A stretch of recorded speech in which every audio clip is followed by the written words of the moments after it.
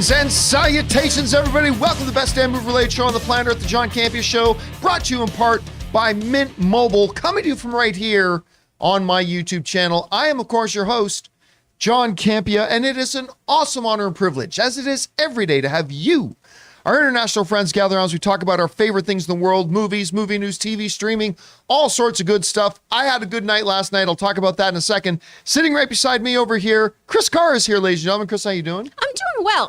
I'm having a bittersweet day. I got released from 2 nationals. Oh. So it's like an actor breakup, right? Yeah. So I got bangs. Oh. You know? But the bangs are banging. Thank you so they much, look so friend. good. Thank you. I love them. Is there an upside to this? You said there's She got bangs. I did get bangs. Oh, bangs. So the upside is whenever you get pinned or you're put on a veil for a commercial, obviously you're doing the right things. It just comes down to stuff that's out of your control. Like maybe I'm like too much of a brunette. Maybe I'm too white. Maybe I'm too tall. Things that, She looks like my ex-wife, and I hate my ex-wife. I look like a lot of people's ex-wife.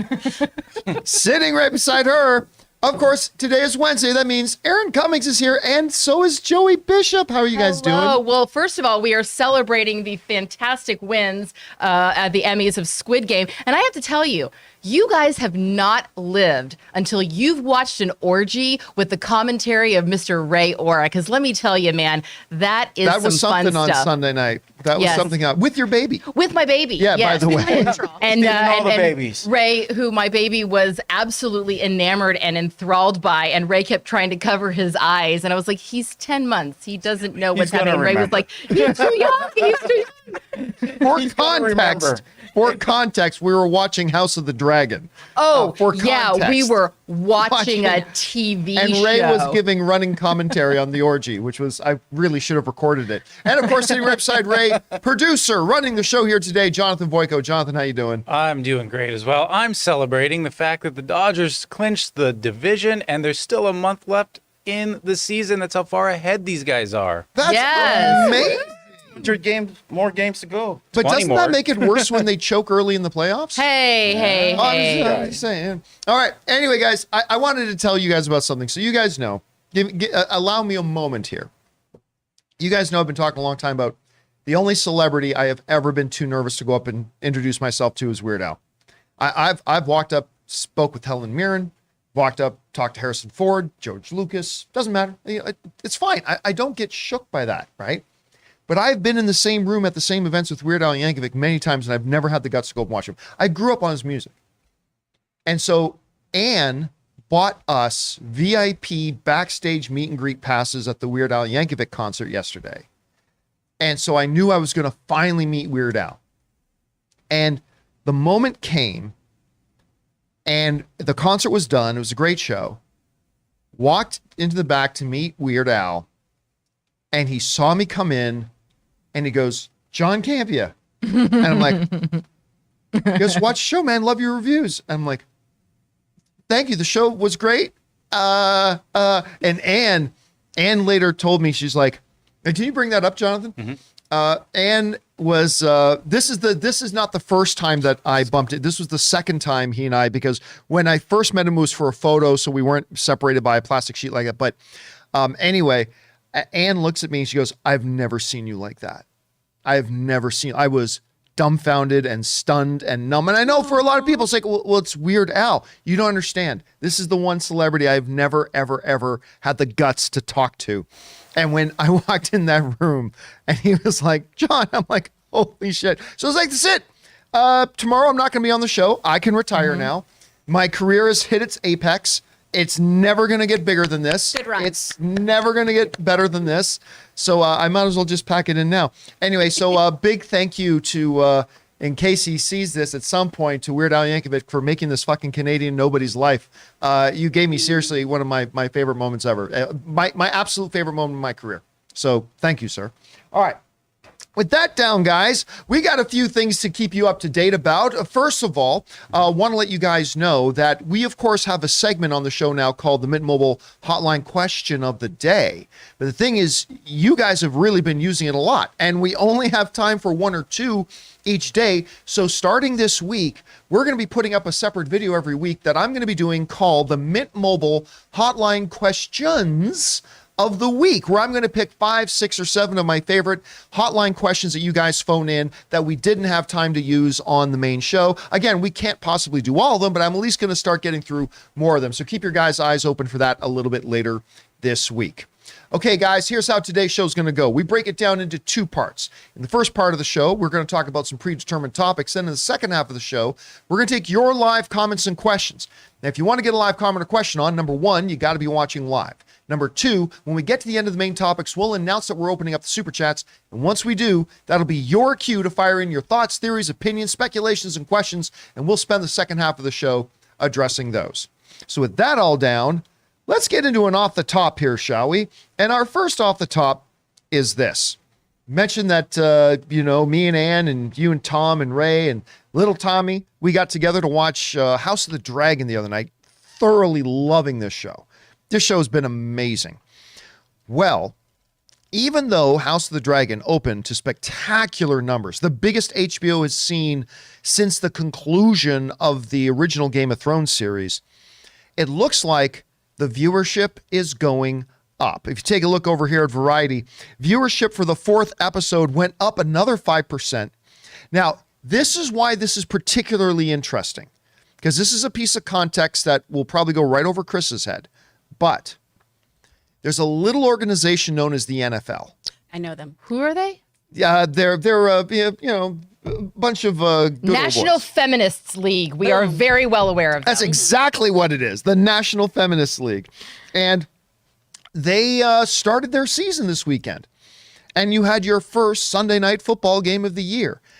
And even with that, with the NFL, which is the number 1 sport by miles in North America, even with that, the viewership of Game of Thrones House of the Dragon went up. This tells me 2 things. 1, I know I sound like a broken record player, but man, when you do week-to-week releases instead of dropping everything at once, word of mouth builds and everybody wants to get on the train. FOMO kicks in for a lot of people. So you're like, okay, got to get on board. And the viewership just swells and swells and swells and swells. Number 2, what it tells us is that House of the Dragon is really hitting home with people. People are enjoying this show because not only do they continue to watch it, but clearly they're spreading the word about it and more people are jumping on board with it as well. So that is huge to see. Chris, you see this, the numbers go up. What stands out to you about that? I mean, thank God people are having their babies watch these orgies. That's great. You love to see Getting it those happen. numbers up. Got to get those numbers up. Honestly, I do think a lot of this is people have been waiting out to see if the show was decent, right? Because some people... Not everyone. Some people enjoyed that last season. Some of us didn't. But I think people really have been waiting out to say, is this worth tuning into? I've been burned before. I don't want to get Dracarys. I want to enjoy this show. And I think people are really, really liking House of the Dragon. Plus, I mean, if you want to get butts in seats and people streaming, you do have an orgy. You go, hey, remember how Game of Thrones had a lot of nudity? Guess what, kids? Let's tune in. And everybody, I mean, who doesn't like a good uncle-niece scene? Anyway, Aaron, you were there. You watched it with, but you see these viewership numbers going out at the same time that the NFL is kicking back off again, which is huge. What stands out to you? Well, I mean, I feel like for the very first episode, they went for it. I mean, after that scene, the childbirth scene, I said to Tom, I go, he was sort of like half paying attention, and I go, oh my God, you got to rewind that, you got to see it. And he goes, what happens? I said, I cannot describe it, but this show started at Red Wedding. And then they're going. And that first episode, to have such a gruesome and brutal and heartbreaking scene, and then the pyre scene to come right after that, and when the camera pans down, I went, oh my God, they didn't start at episode 1 of Game of Thrones. They started at Red Wedding level, and then they're just going to continue, and they keep pushing that needle of expect the unexpected. And the talent is so, that's what I'm really excited about, is that Game of Thrones, we came to expect a certain caliber of talent, and they're there. It's not like they took the B team for the sequel. They took their already high level A team and they said, we're only going to hire at this level and beyond. And so far, I'm really loving it. And I really want to, we watched the after show where the director was being interviewed, and she was talking about how she watched films, seeing sex scenes through the lens of a male gaze. And the male gaze is a term that you can look up. It's a filmmaking term. And as a woman, she wanted to showcase through a different eye. And I thought she did a really beautiful job of setting up the anticipation and giving us the will they, won't they? I thought that she did a remarkable job, and I'm really excited about next Sunday, not only to watch my water bottles win that game. I'm just kidding. I'm still voting. The Lions have it. The Lions have it. Just kidding. They never do. But not only for the NFL and for them to have an excellent season where everyone stays safe, but also for House of the Dragon where no one is safe. All right, guys, question is for you. What do you think about that? So have you been watching House of the Dragons? What do you think about the viewership going up despite the fact that the first Sunday Night Football of the season happened? Whatever your guys' thoughts are, jump down to the comment section below and leave those thoughts there. All right, guys.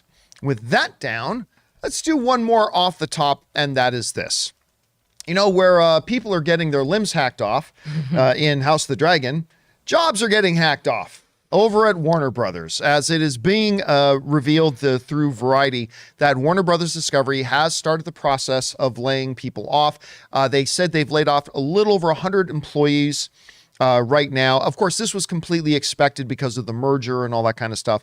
I think they said this is somewhere around the 30% mark of the layoffs are going to do, so you can expect hundreds more. Now, of course, this is no surprise. Like, we remember, of course, when Disney bought out Fox, shortly after that, a lot of cuts got made because you simply had redundancies.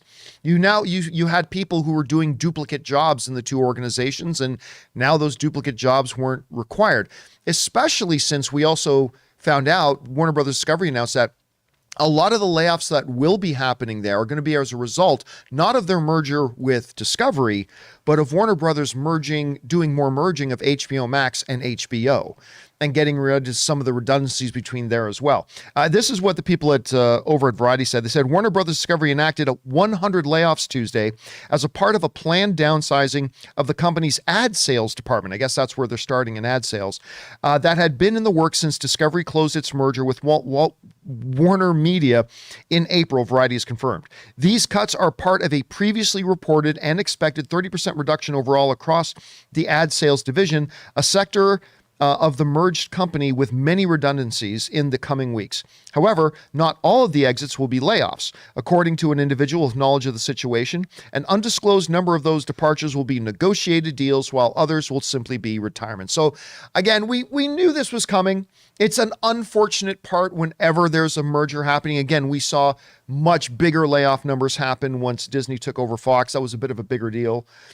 We are now seeing it enacted. It's always unfortunate. It sucks when anybody loses their gig, but it is the nature of the beast.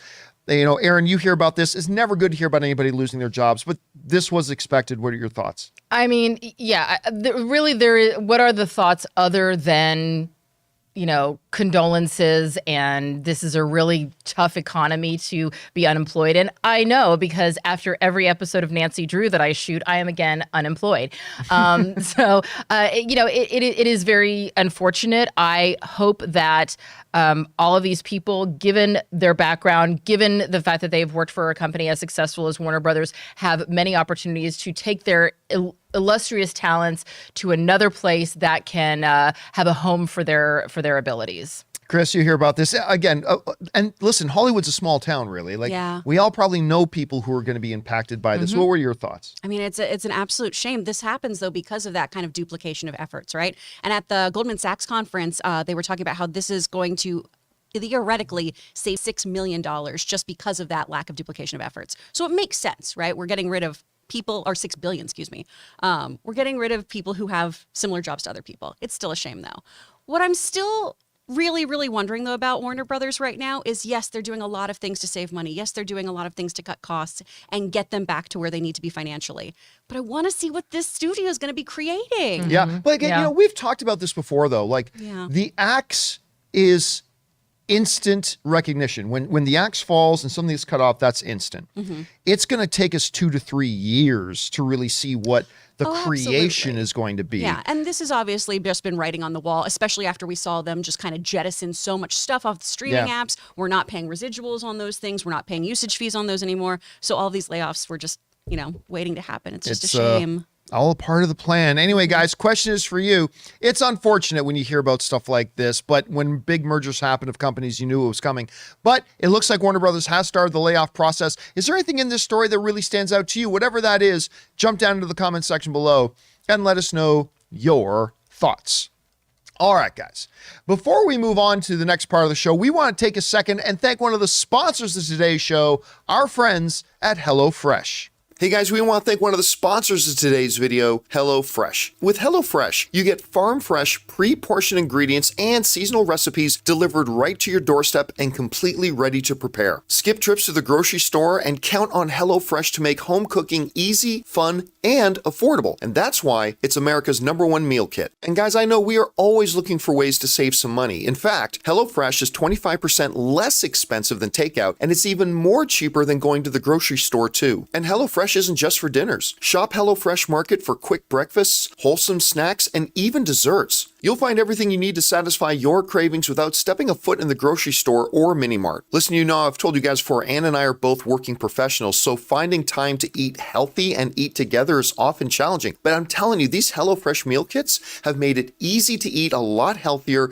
it's less expensive for us, and we have a blast. And there's nothing like feeling like a chef when you put the final product on the plate. So right now, go to HelloFresh.com/Campea16 and use the promo code Campea16 for 16 free meals across 7 boxes and 3 free gifts. That's HelloFresh.com/Campea16 and use the promo code Campea16.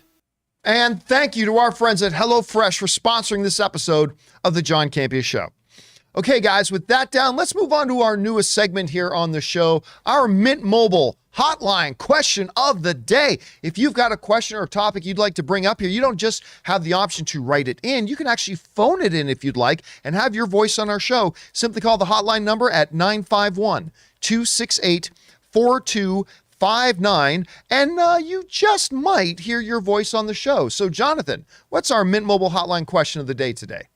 Hey, John, this is Dane from Las Vegas. Look, I love Matt Reeves' Batman movie. Robert Pattinson's my new favorite Batman. And given that DC/Warner Brothers are going through some changes, and with the Batman's popularity, I would love to see Robert Pattinson's Batman branch out past just making Batman movies and maybe create a new DC universe and see him interact with a different version of the Justice League. Is that an unpopular opinion? And is it a long shot? All right, thanks a lot for sending that in. First of all, the whole concept of, like, say, Matt Reeves rebuilding a DCU around the Robert Pattinson Batman character, which came out to incredible success. Number one, is that an unpopular opinion?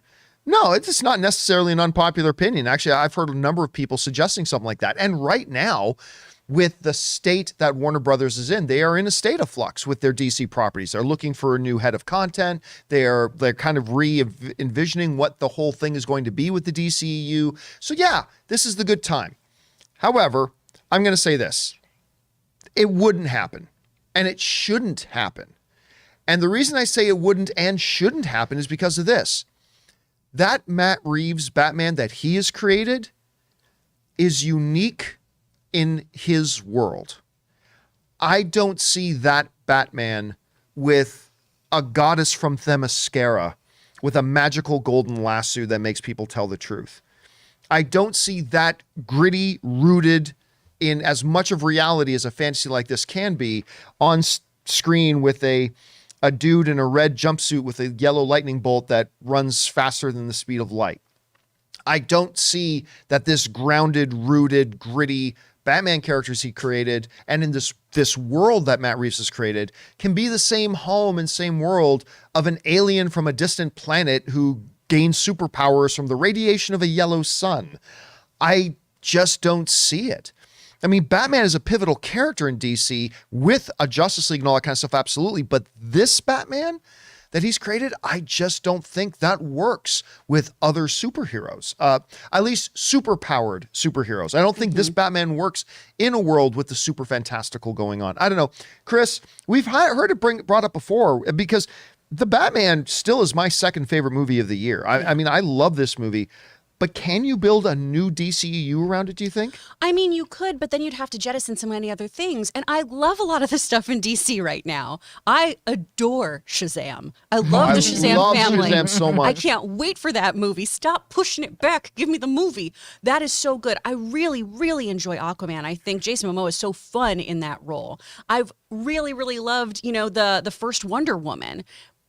But Wonder Woman. The first Wonder First Woman. one, yes. Second one, there was some icky stuff that I didn't like. There were some issues. That's not your boyfriend. Stop it. And this Batman is so great, but it does feel like it's in a very different world. Part of what I think is happening, though, too, is I'm wondering if we do need a cohesive DC universe, right? Because one of the things I love about DC Comics is that I feel like they've always done a slightly better job of spanning various genres and tonalities than Marvel sometimes has. Marvel certainly has been able to play with things, like their noir series and stuff like that, and setting things in a grittier way, a lot of the Old Man Logan stuff. But DC feels like it's been able to just really play with their materials. And I feel like the film universe could do that too and have things a little separated. They don't have to fit together like puzzle pieces for me to have a fun time watching them. So Aaron, not only did you watch The Batman with us, but it was baby Tommy's first movie theater going experience for that Batman. Anyway, do you think I am Mother of the Year. If anybody wants to know how to raise a sociopath, I'm going to show you in real time. Logan yelled more than Tommy. Do you think that this Batman, this Robert Pattinson Batman, could be, say, the cornerstone of a wider superhero DC extended universe world? No, I don't think that it could be. I mean, here's the thing. Anything's possible, of course, but for the same reasons why that both of you just named. But also, I imagine this Batman as being, his whole persona can be summed up by the immortal words of Pee Wee Herman. I'm a loner. I'm a rebel Dottie. That's what I feel is coming from him. He doesn't play well with others, I mean, even Catwoman is trying to pull a little bit of personality out of him. And that's what I love about him. I like the fact that he is a loner and that he does not really want to be around a lot of other people. And I don't see him fitting into a group of crime fighters. I kind of see him doing his own thing. And if we try to mush him together with other characters that are already established and are doing their own thing, it just is, it's either going to change the lightness and the thing that we love about those characters, like Shazam, for example, or it's going to water down this, emo Batman that I'm really kind of digging right now. I just kind of want him to go on his own solo adventure and see what he comes up with on his own. I don't really need him watering himself down for anyone other than Catwoman, because that's some sexy stuff. Now, I can see this Batman working with other non-superpowered characters. I could see you introducing other Batman catalog characters that are not superpowered characters. I can sort of see that to a degree, but is anyone coming to mind for you? Well, I mean, you could talk about, you could do something like Deathstroke. You could do something like, we've talked before a bit about KGB. So you could do something like, you'd have to change the story up a little bit, but like a Nightwing or something. Other members of the Bat family could be in there too. But to me, it's about more than Robert Pattinson's Batman. It's the world that Gotham Matt feels Reeves. so different. Yeah, that does not feel like there are gods and goddesses running around. But I don't know. Listen, I know a lot of you guys probably have a difference of opinion on that. If you do, I'd love to hear it. Whatever your guys' thoughts are on that, jump down to the comment section below and leave those thoughts there. All right, guys, you know what? I'm in such a good mood from meeting Weird Al yesterday. Let's do another Mint Mobile Hotline question of the day, shall we? What's our second one today, Jonathan? John, it is I, Sauron from Florida. And I'm just wondering, John, when do you think that they're actually going to show me in this show based around me and the 6 other movies or however many they've made, and they've really only shown me for about 5 minutes in my physical form, maybe 10 minutes? Okay, bye. Sauron would be hiding in Florida. That tracks. that adds up. That adds up. Right. Sauron's in Florida. All right. So you know what? It's a really good question because it stretches beyond the current Rings of Power show.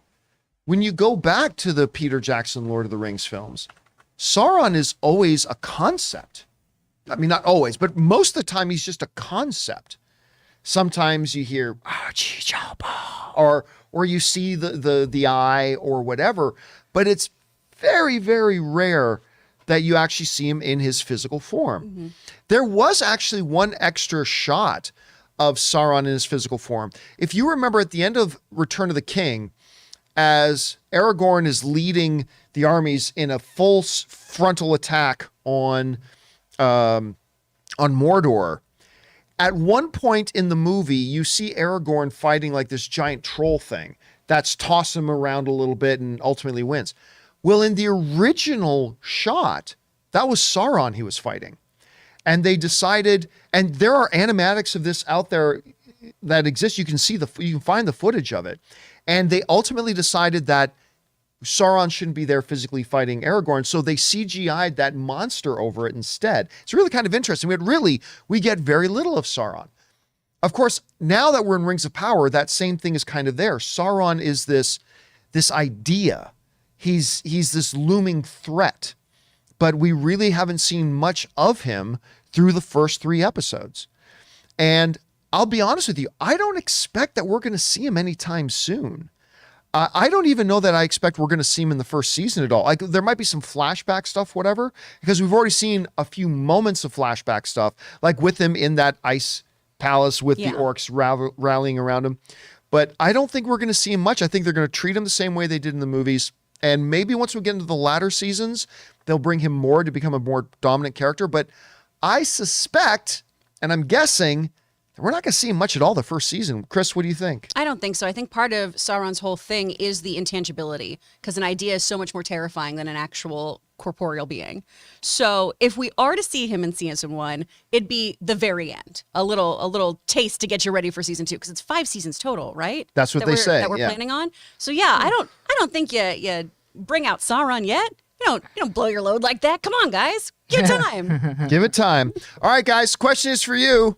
What do you think? Do you think we're going to see Sauron anytime soon? Maybe tomorrow night he pops up in the very next episode. Maybe. I got a feeling it's not going to be for a while.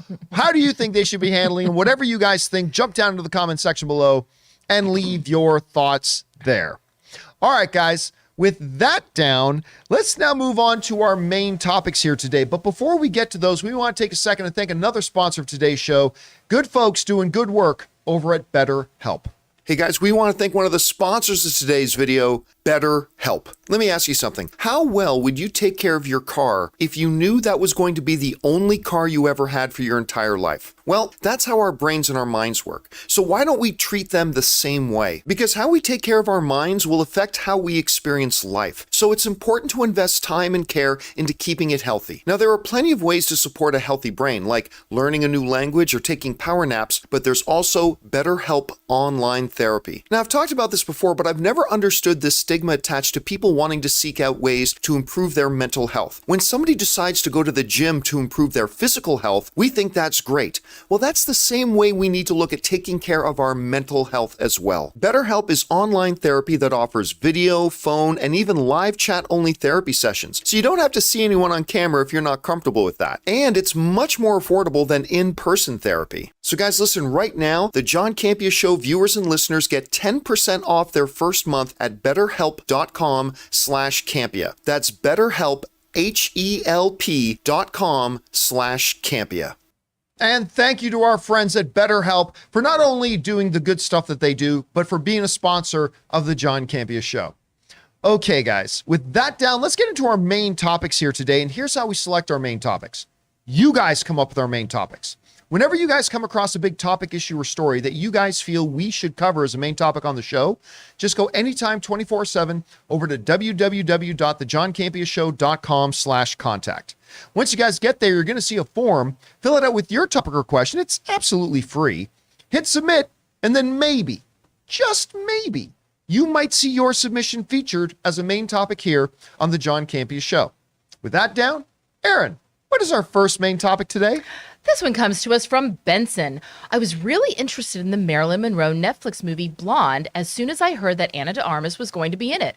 I thought it was perfect casting. But man, the reviews are coming out and now I am not so sure. It looks like the critic ratings are solid, but they're all saying it's completely brutal and a tough watch. Wondering if you guys saw the reviews yet and what you thought of them. Thanks. All right. Thanks a lot for saying that in, Benson.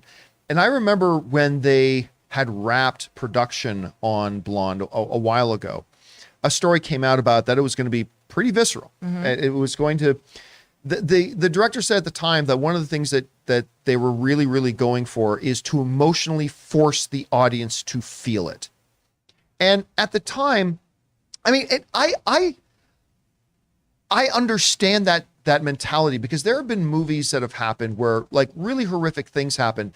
And I come out and I feel like, as an audience member, to feel the things I needed to feel to really get the outrage or the anger or the horror or the despair or whatever, I as an audience member needed to experience that to really get it. There was actually a movie called that Peter Jackson did. The one he did with Mark Wahlberg. What was the name of that one again? Where the young girl gets murdered by Stanley Tucci. Lovely Bones. The Lovely Bones. Thank you. I remember watching The Lovely Bones, and I remember saying in my review, I almost wish they had shown the murder, because after the murder, I never really saw Stanley Tucci as the monster I think I needed to see him as. And I think there's something about experiencing something of that horror. Now, that is not a blanket statement for everything. Not at all. It's just that there are some situations where I think that should apply and some situations where maybe it doesn't. But yeah, the reviews are coming out for Blonde, and they are very good, but also very trepidatious. This, for example, comes to us from the folks over at GQ, and they wrote the following. This is simply the opening salvo in a torrent of cruelty suffered by Norma Jean, that's of course Marilyn Monroe, who we next meet as Marilyn Monroe, the up-and-coming starlet cast as a ditz by the men surrounding her. The nightmare continues. As an early audition for a studio contract, she's raped by a studio executive, viewed in unflinching fashion by Dominic's camera. Blonde keeps us in this version of Monroe's perspective at all times. At almost 3 hours long, it unfolds as the final death vision of a woman rendered an object to be consumed, to be oogled, to be endlessly raped and devastated and brutalized. The material is uncomfortable enough, but Blonde's technical flourishes only double down on the sadism. It is disturbingly beautiful. Let me try this again. It is a disturbingly beautiful picture, lit, framed, and hazily conceived like the product of a lurid sleep paralysis. Which, by the way, GQ, whew, well done in your elocution. And this is one of these things where it's like, you're right. Excited to see this. It promises to be an experience. Is it an experience? I want to know. And then I ask myself, I have these moral dilemmas. Of like, because on the one hand I think, okay, I want to see it. But then I think, oh, but it's going to show some bad stuff. So I don't know that I want to. And then there's an ethical dilemma of me. It's like, hey, asshole, she's the one who went through it, and people should bloody well understand what she actually went through, and not the prettied up, oh, she had a rough go of it. No, we're going to show you what she had to endure, and you bloody well are going to understand it.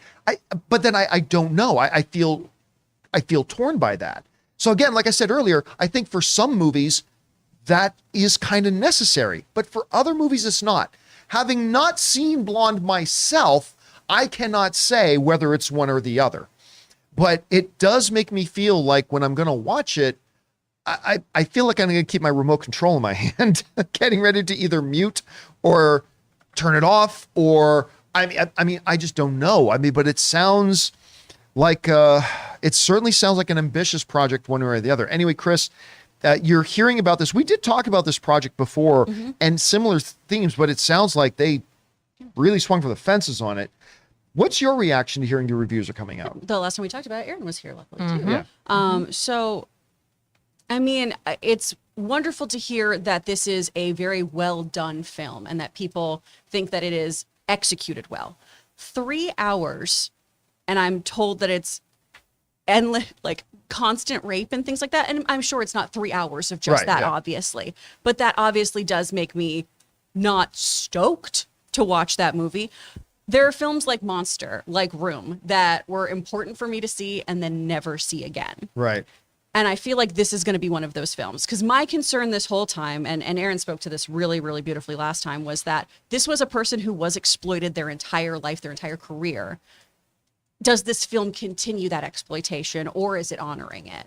And I think we won't know it until we actually see it, right? So that's going to be a big day. That's going to be a day where I can't see any other people, and I'm going to sit down and Yeah. watch this film and just think about it for a while, because it's going to be a rough watch. Because it should be noted here, we be very, very clear. We are not talking about the movie because we haven't seen it yet. We're talking about our reactions to the movie that we're seeing and how it's making us feel going into it. But none of us, right, Aaron? None of us have seen this film yet. So just want to be very, very clear about that. Anyway, Aaron, you were here the last time we talked about this several months ago. The reviews are now coming out, and it sounds like that's what they did. I don't know. What's your response to the reactions we're hearing from the critics on this right now? You know, the role of a filmmaker when you're going to tell a story is to think of Chris Carr and ask yourself, for why? Is it to inspire, like Hidden Figures or Forrest Gump? Is it to expose a truth, like Bombshell, All the President's Men, or Aaron Brockovich? Is it, to excite and to titillate, like maybe Thor or one of the, is it to quicken a heartbeat? Whatever the point is, you have to ask yourself that. And I look at this and I go, for why? Why do we need a movie that depicted a woman who was raped and brutalized by the entertainment industry? Because guess what? We have lots of stories like that still continuing to this day. I know someone who was raped by a studio executive. You all do, except what happens is when those women come forward, we go, well, it hasn't been proven in court, and it starts all that stuff. So now, in hindsight, in her death, we're going to go, well, it's the truth. Well, we see that truth still happening. Every single person watching this show knows someone who has been raped. And if you don't know someone who's been raped, it's because they haven't told you.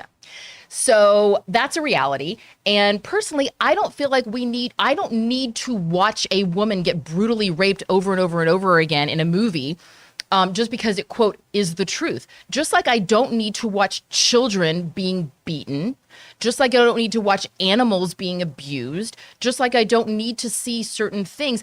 And there is an entire segment of like a dark corner of the porn world that is dedicated to films in that show women being raped. And to me, this is just a high gloss version of that. Because yes, Marilyn Monroe's life did have a lot of tragedy, but I grew up idolizing her. I had posters of her on my wall. Same. Because when I saw her in How to Marry a Millionaire, or Gentlemen Prefer Blondes. Thank you. I saw a woman who played the ditz because it's the easiest way to manipulate dumb men. And I was like, wow, she's so smart. I don't need to see the story of Marilyn Monroe getting brutalized. I want to see the story of how did she fall in love with Joe DiMaggio? What was her connection with Arthur Miller that made them fall in love? And also, why was she, if you watch any movie from the 1940s, she wasn't the most beautiful woman. There's hundreds of chorus girls that could have been lifted up out of obscurity and made into a star if it just took, sleeping with the right executive or being raped by, a monster. What was it about Marilyn Monroe that made her so special, that she became an icon that to this day? Why don't we tell that story? Because if you just want to tell a story about a woman being brutalized and raped, you can turn on the news. That happens every single day in this world. Can't. And again, I've not seen the Fisher. I don't disagree with you. I haven't seen the movie. But let me ask you this, playing devil's advocate. You bring up the fact that there's a lot of stuff that goes on today, but most of the time and a lot of time, it gets swept under the rug and it gets ignored. What if they were to say, or come to you, or we watch this film or whatever, and say, seeing this film will make people look at the world today differently.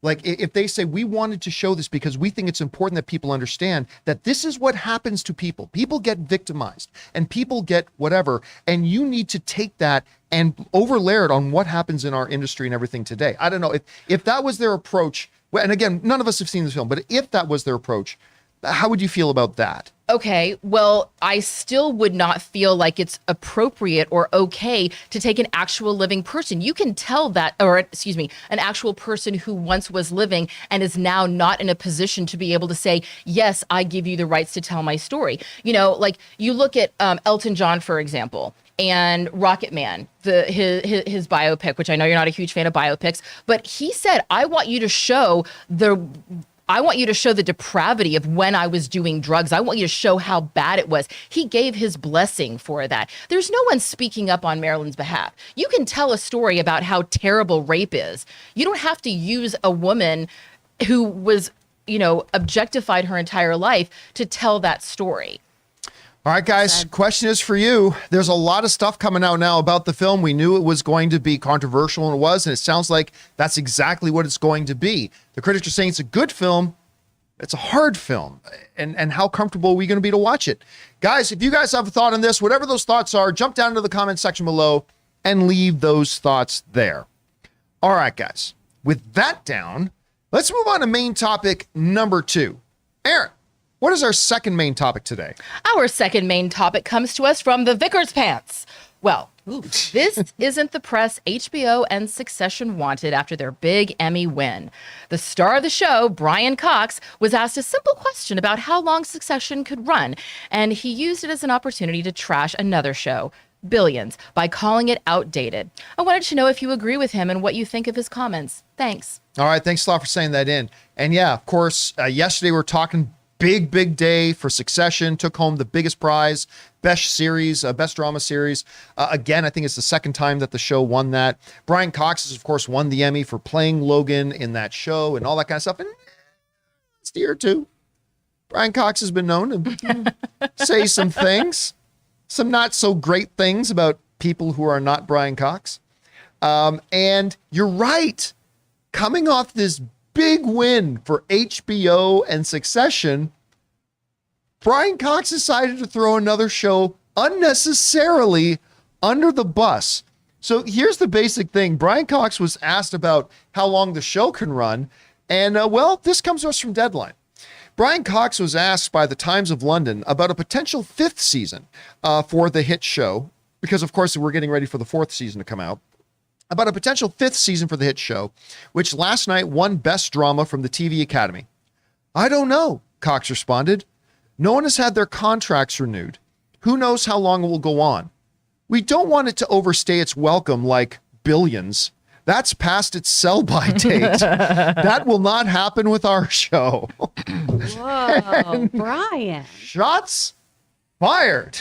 Shots fired. Okay. Let me respond to that. First of all, Brian Cox, who I didn't even really first take notice of until he was Stryker in X-Men 2. That's when I really first took notice of him. He is one of the world's great actors. He's fabulous in this show. He's won his Emmy for a reason. But you guys who watch my show know that I don't think it's a director's place to trash talk other directors. I don't think it's an actor's place to trash talk other actors. I think it's lesser YouTubers that spend their time talking about other YouTubers. I just don't think, let other people do that. There's plenty of other people to do that. And for Brian Cox, on a night of victory, on a night of heights, on a night where they're literally holding gold in their hands, to take a question and say, well, yeah, we're not going to do what these sorry slobs who should have been pulled off life support a long time ago. And now I can't make commentary about whether I think Billions should still be going. I've seen about 4 episodes of Billions. Always liked what I saw, but I've never had time to watch it. So I've heard decent things about it, but whatever. Paul Giamatti's on it, and I know that. That's an Academy actor right there. I'll just say this. I'll bet the next day Brian Cox wish he could have said that differently. because it was not appropriate for him to say. I'm not going to jump all over him and say this makes him the grandest. I mean, it was in terms of dumb things said by celebrities, this is a little bit more benign, but he shouldn't have said it. It's the wrong thing to say. There was no need or reason to take shots at another show that's going on late, especially on a night that you just won Best Picture or Best Series at the Emmys. So I don't know. Aaron, you hear Brian Cox's. I mean, is he really Logan? Is that who he really is? I don't know. What do you think about this? Okay. If I were an executive at HBO, I would probably say, now, Brian, tisk tisk, but here's a bottle of Vouv. Because let's face it, this is probably one of the best ads for Succession that you could have possibly asked for. He plays a curmudgeonly old fart on the show, and he's being a curmudgeonly old fart on the red carpet. And he's also taking shots at their biggest network, or their biggest streaming rival, or not their biggest streaming rival, but one of their rivals, Showtime, and a show that they probably get compared to quite a lot. And so I kind of go, I can't really fault the guy. I mean, there's something, even though I would not be able to say that, there's a certain degree of liberty that, like, a crusty old white dude who is just like, I don't really care if you hire me or not. You get what you get. I don't really care. I mean, he doesn't care. He has zero F's given. And so he just says whatever he wants to say. And and literally in one sentence, totally, built up his own role on his own show that just won, while giving a little, dig to another show that is laying on the ground without a current award. So, I mean, was it in good taste? Was it something that I would encourage every actor to do? No, but at the same time, do I go, does it speak volumes for me wanting to watch the next season of Succession? Absolutely. I just want to see, I'm just like, you just go off, dude. Just go. Problem, though. Here's the problem. That statement could come back to bite him in the ass 2 years from now.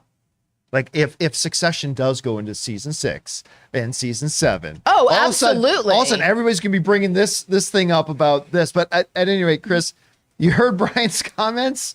Is he really Logan in real life? I don't know. What do you think about what he had to say? He is not loving it. He's the spokesperson for McDonald's. I think we all need to remember that. I think this is hilarious. I'm hoping that he was just being like a cheeky little Scotsman and was like, like that's billions. Go dive into my money pit. I assume all Scottish people are Scrooge McDuck. I consider them Scottish.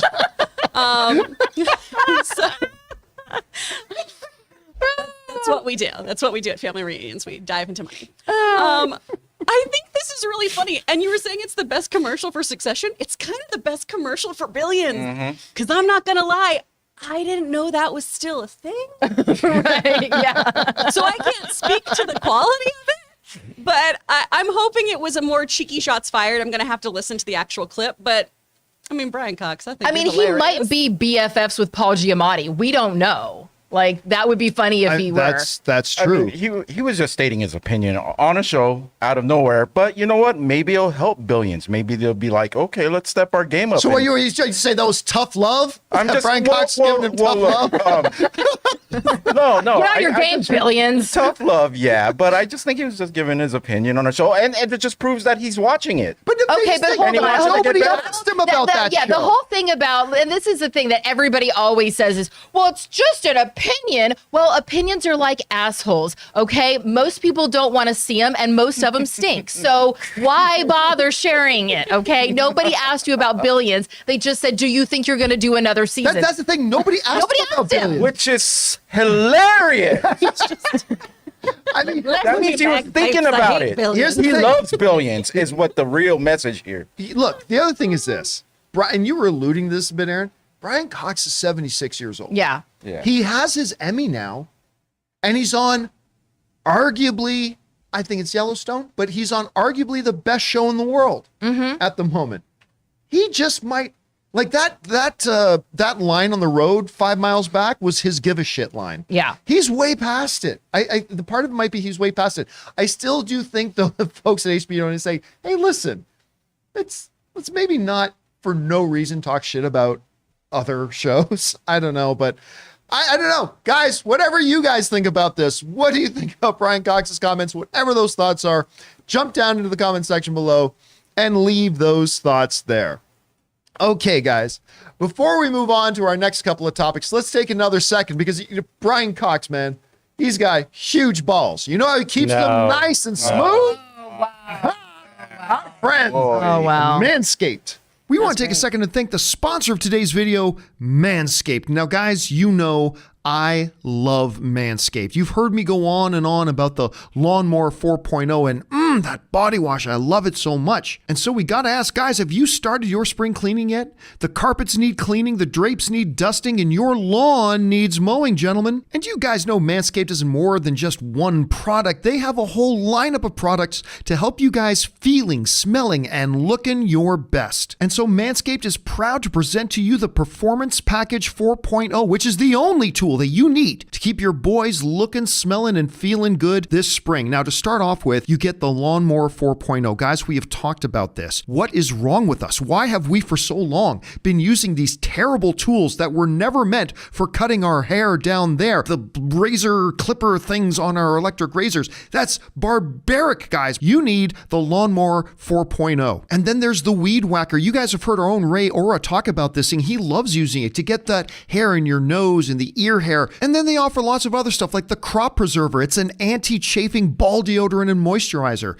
The Crop Reviver. It's a spray-on toner for your balls. And of course, they've got the perfect grooming tool for your face with the Plow 2.0, the perfect razor for the finest shave on that face. So guys, get 20% off plus free shipping with the code CAMPEA. That's CAMPEA at manscaped.com. That's 20% off and free shipping with the promo code Campea at manscaped.com. It's time to throw out your old hygiene habits and upgrade your life.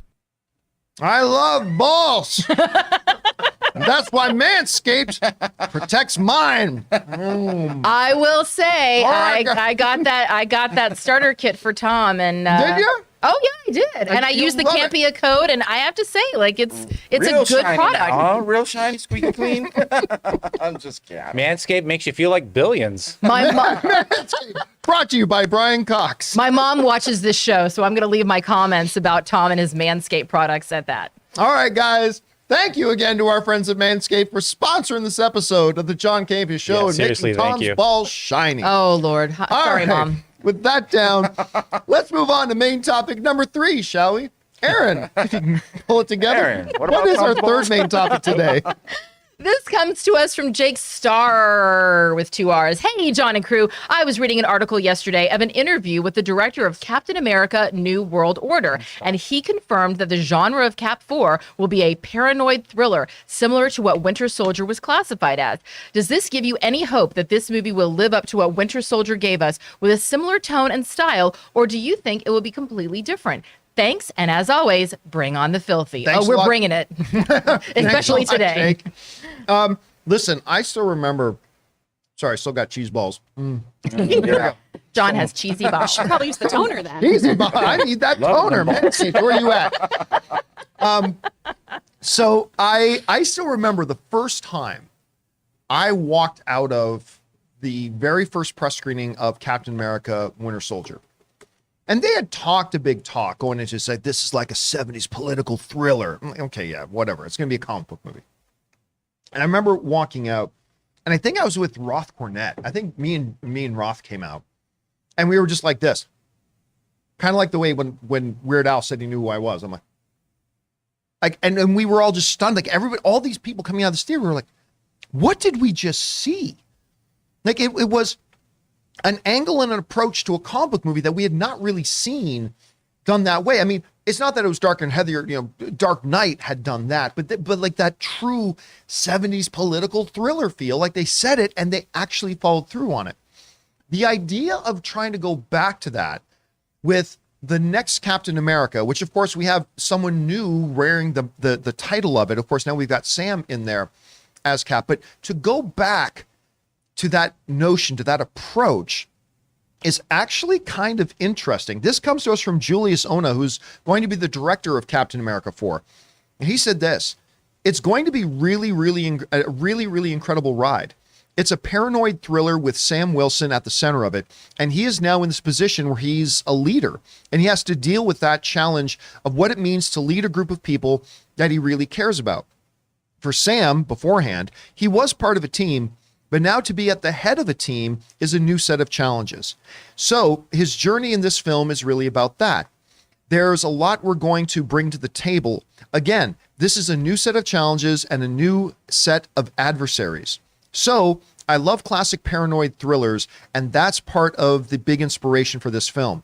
We want to find action that is grounded and tactile and give him new things that you haven't seen in those other films.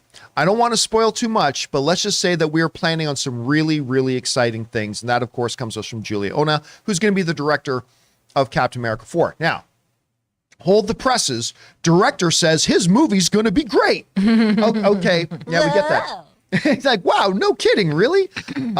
But still, to me, it is encouraging to hear that they're going to kind of go back to that one thing because it worked.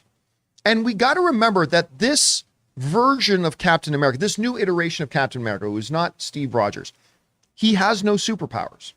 He does not have Steve's strength and speed and healing and agility. He is a man with some great technology, but he is just a man.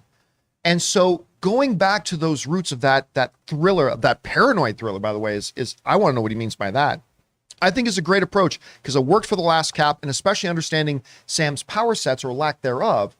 I think an approach and a theme like this will allow his character to really come forward more than his powers, which of course he doesn't have any. So I think this could be a really interesting approach. And I got to tell you what, just hearing that made me actually more interested in this next movie than I was before I heard it. Anyway, Aaron, you heard about this. What do you think about this approach and what the director's saying? Ooh, paranoid thriller. That's all you had to say. I am in. I love a psychological thriller. I love paranoia. I love people trying to figure something out.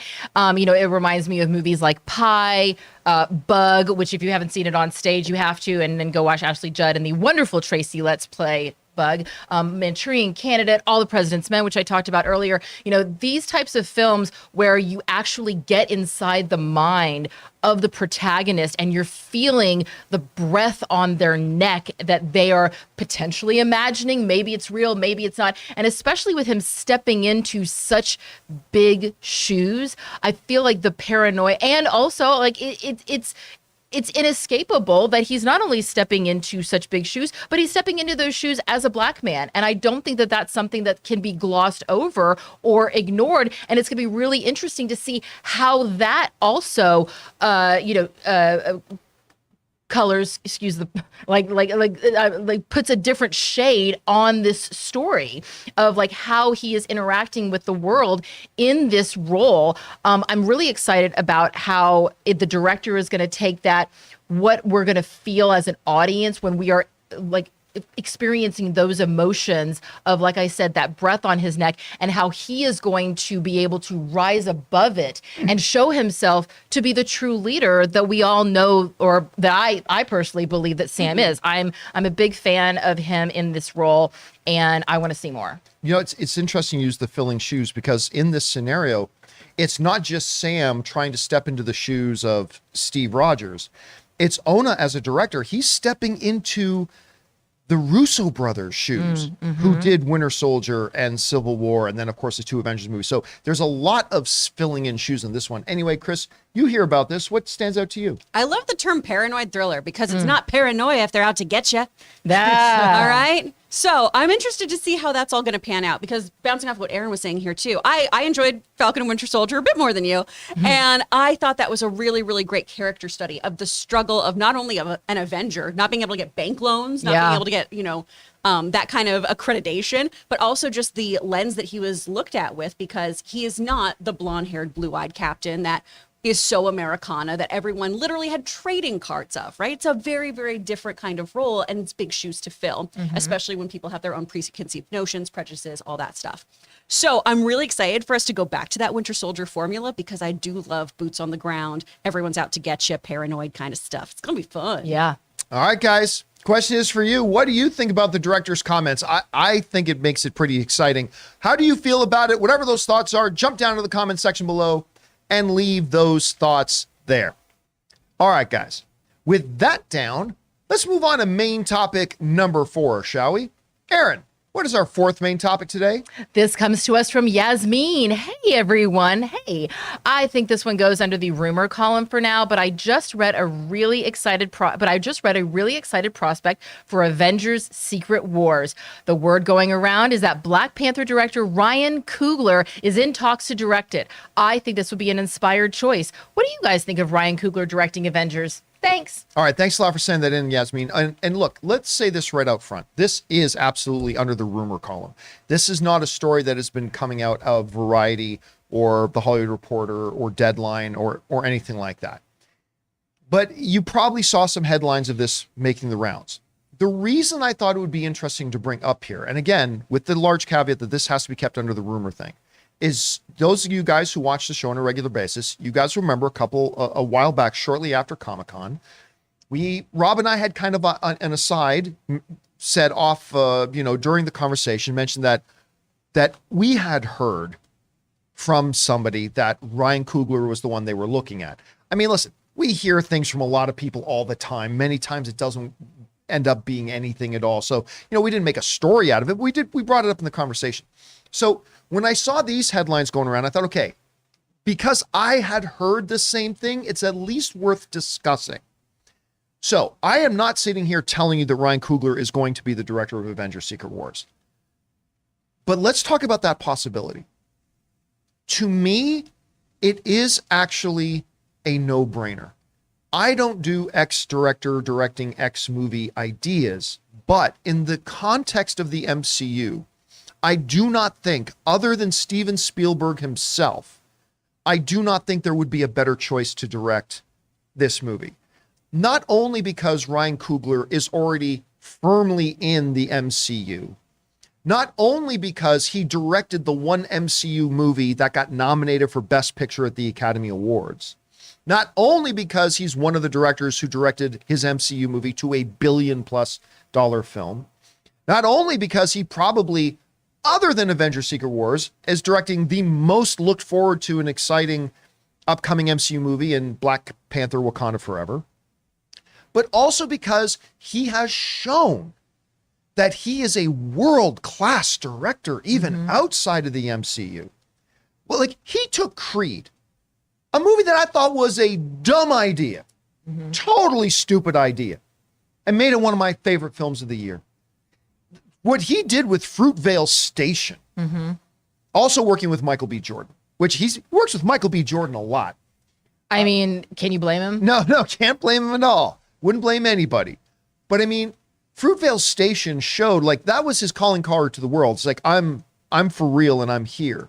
And he has not done anything but squat out excellence ever since. So when you look at a guy like that who has shown he can do any kind of film, Fruitvale Station is a very different movie from Creed, which is a very different movie from Black Panther. And he shows he can crush it outside of the MCU, and he's made one of the more memorable movies inside the MCU. He knows this world. Kevin Feige trusts him implicitly. He's maybe a top 10 director working right now in the world. And he's in-house.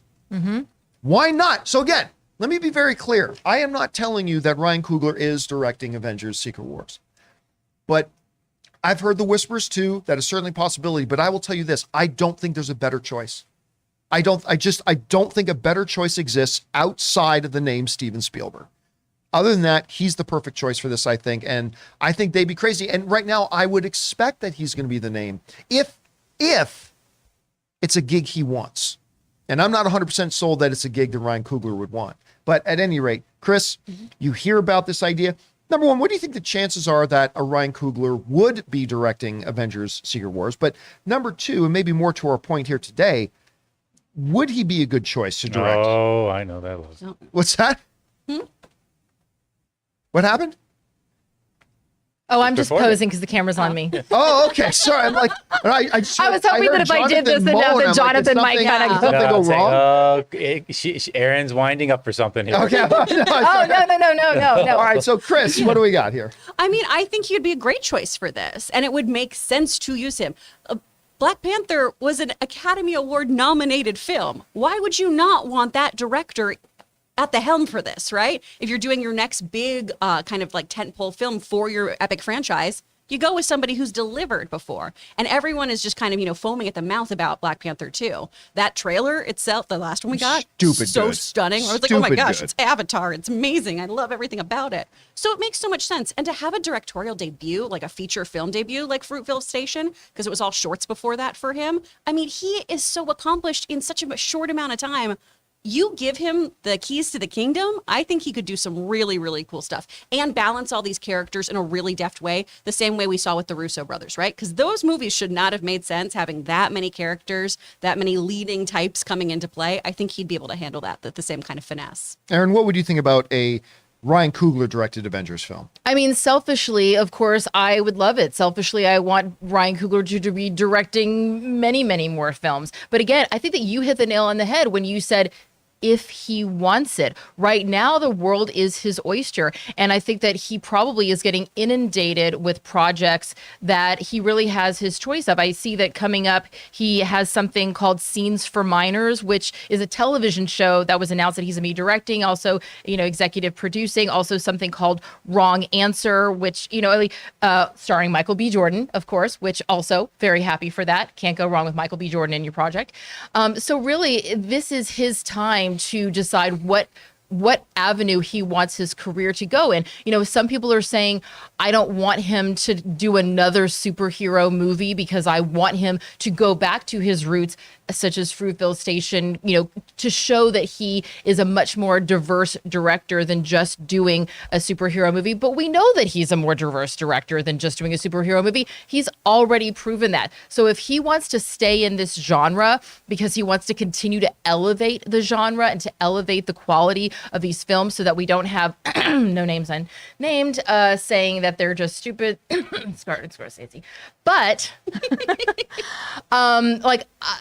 again, I really think that this would be a welcome invitation for all of us because he's a wonderful director.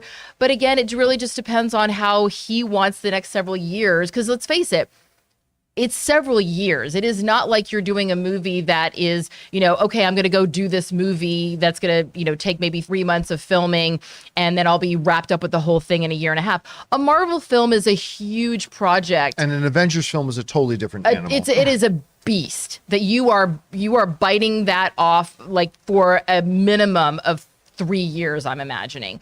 So really it just depends on, Ryan, what do you want to do? Why don't you just give us a call on the Mint Mobile hotline and let us know how you're feeling these days, what you're feeling like doing, and we'll try to make that happen for you, man. Ray, I know you are a huge Creed fan. Like you love Creed. What would you think? Like, do you think you could see Ryan Coogler directing an Avengers movie?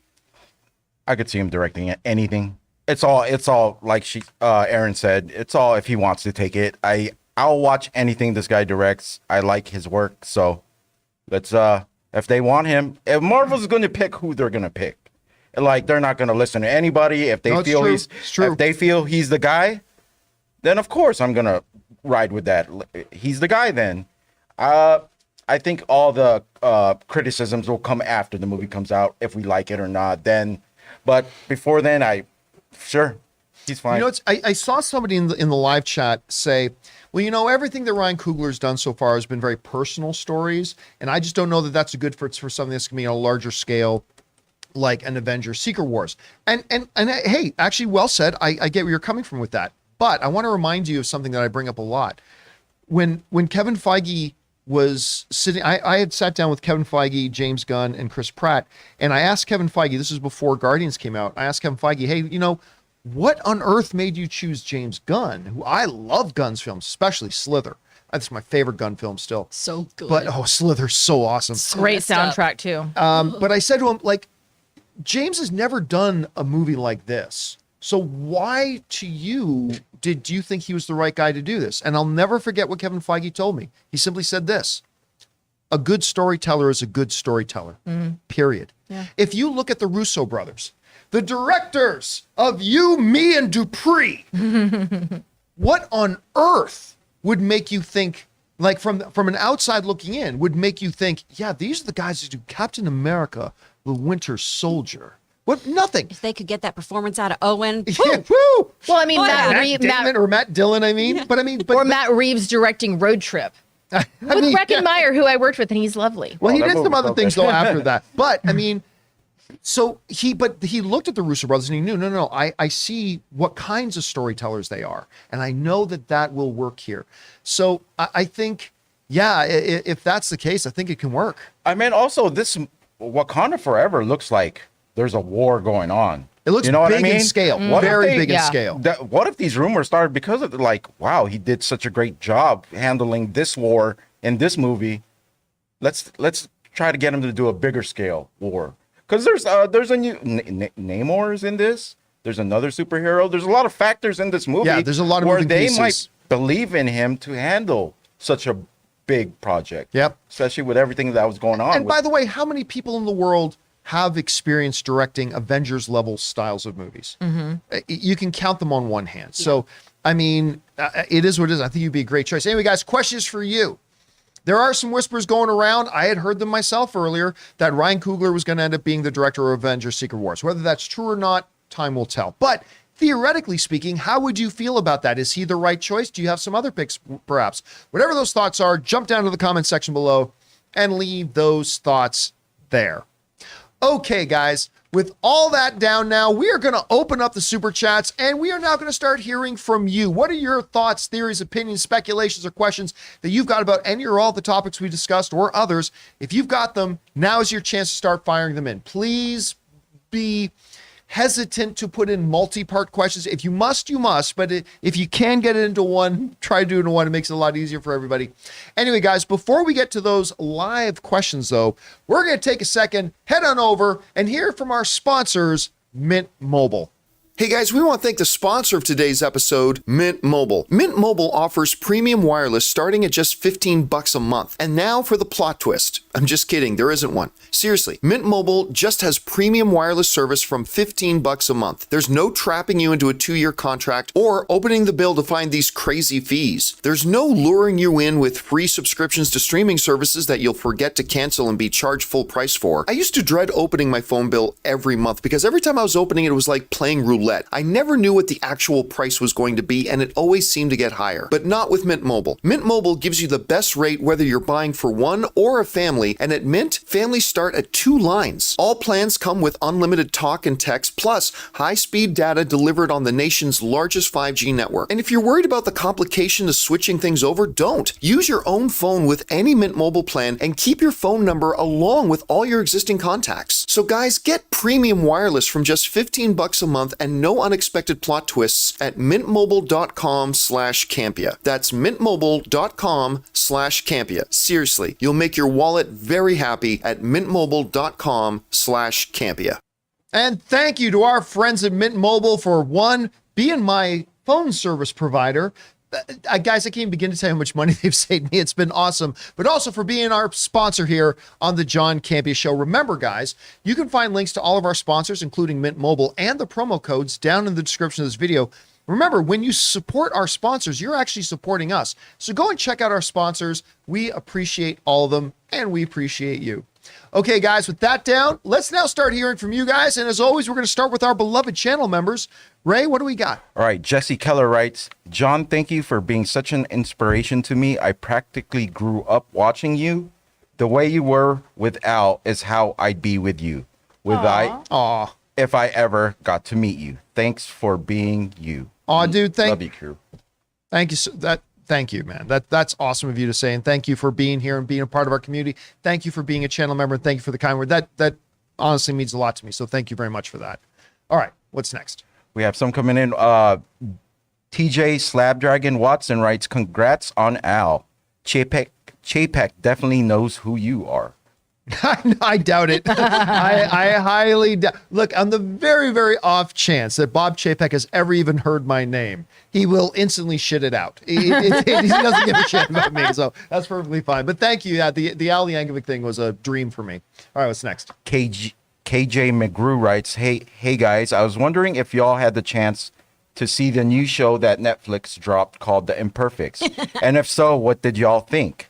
I saw the trailer and thought it looked interesting. Never heard of it, Chris. We covered this on a Batman Beyond Day. Yep. This is a bunch of kids who are like banshees and werewolves and such, and one's a succubus. And then there's a very chupacabra. young doctor who looks like Doogie Howser. One's a chupacabra. I don't know. It's just like it's like sort of in that Yeah. theme, right? I think someone is a chupacabra though, because we established that that's just a werewolf with Perfect. mange. So I haven't watched it yet. The trailer didn't do anything for me, just because it felt very CWE, which you all know I'm a very, Hey. very big sucker for it usually. Hey. I know who I'm sitting She's next like, to right now. I know, but I still feel the way I feel.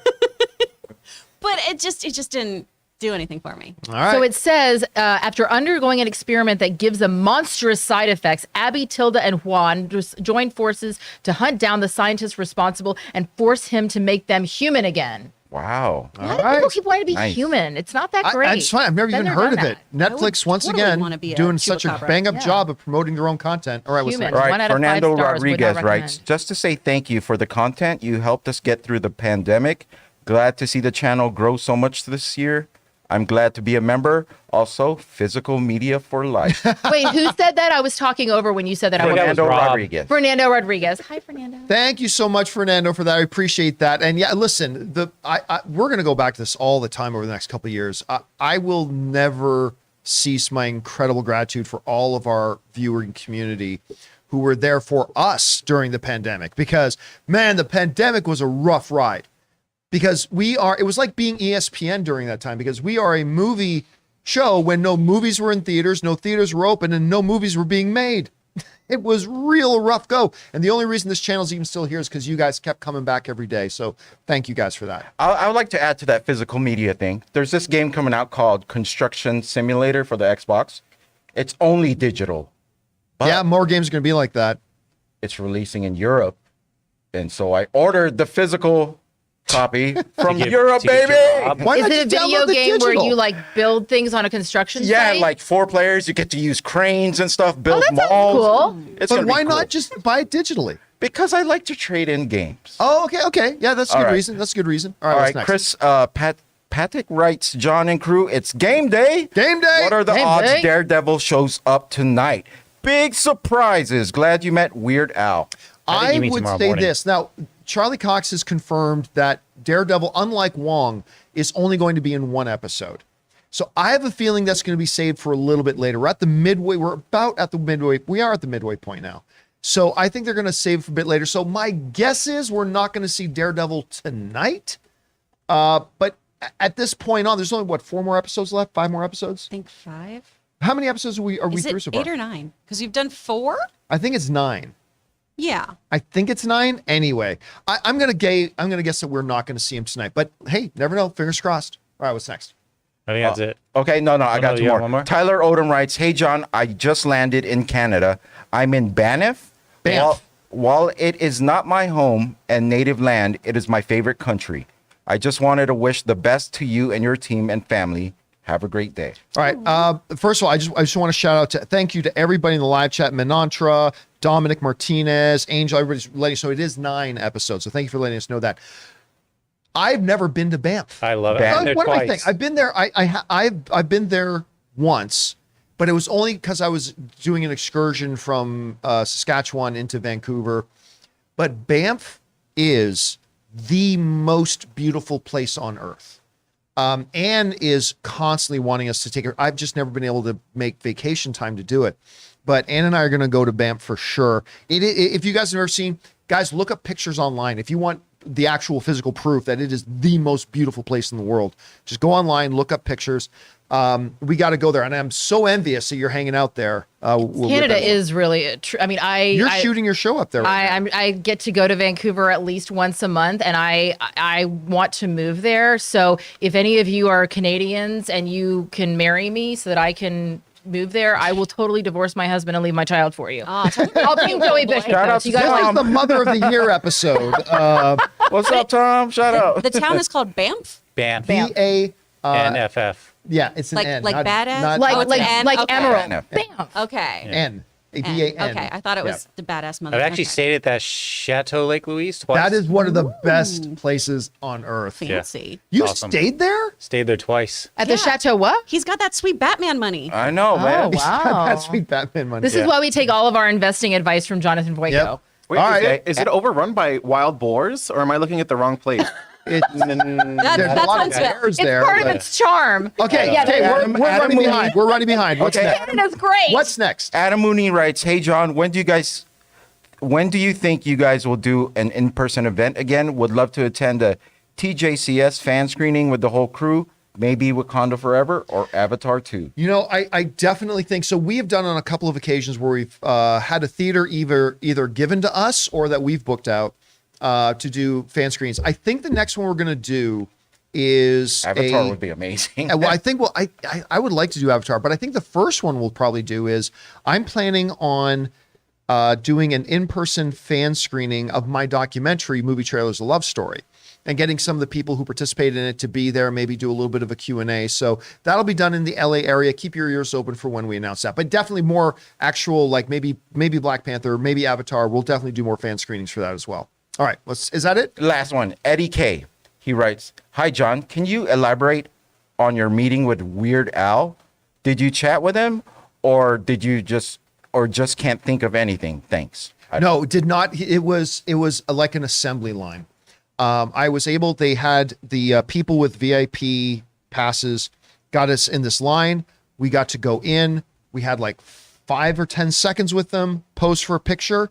Then we had to go out of the room, get back into another line again for an autograph line, in which he was like behind this plastic wall with thing, and he would sign these posters and then hand them around. So when I literally walked in to meet him, our exchange was pretty much limited to John Campea, watch your show, love your reviews.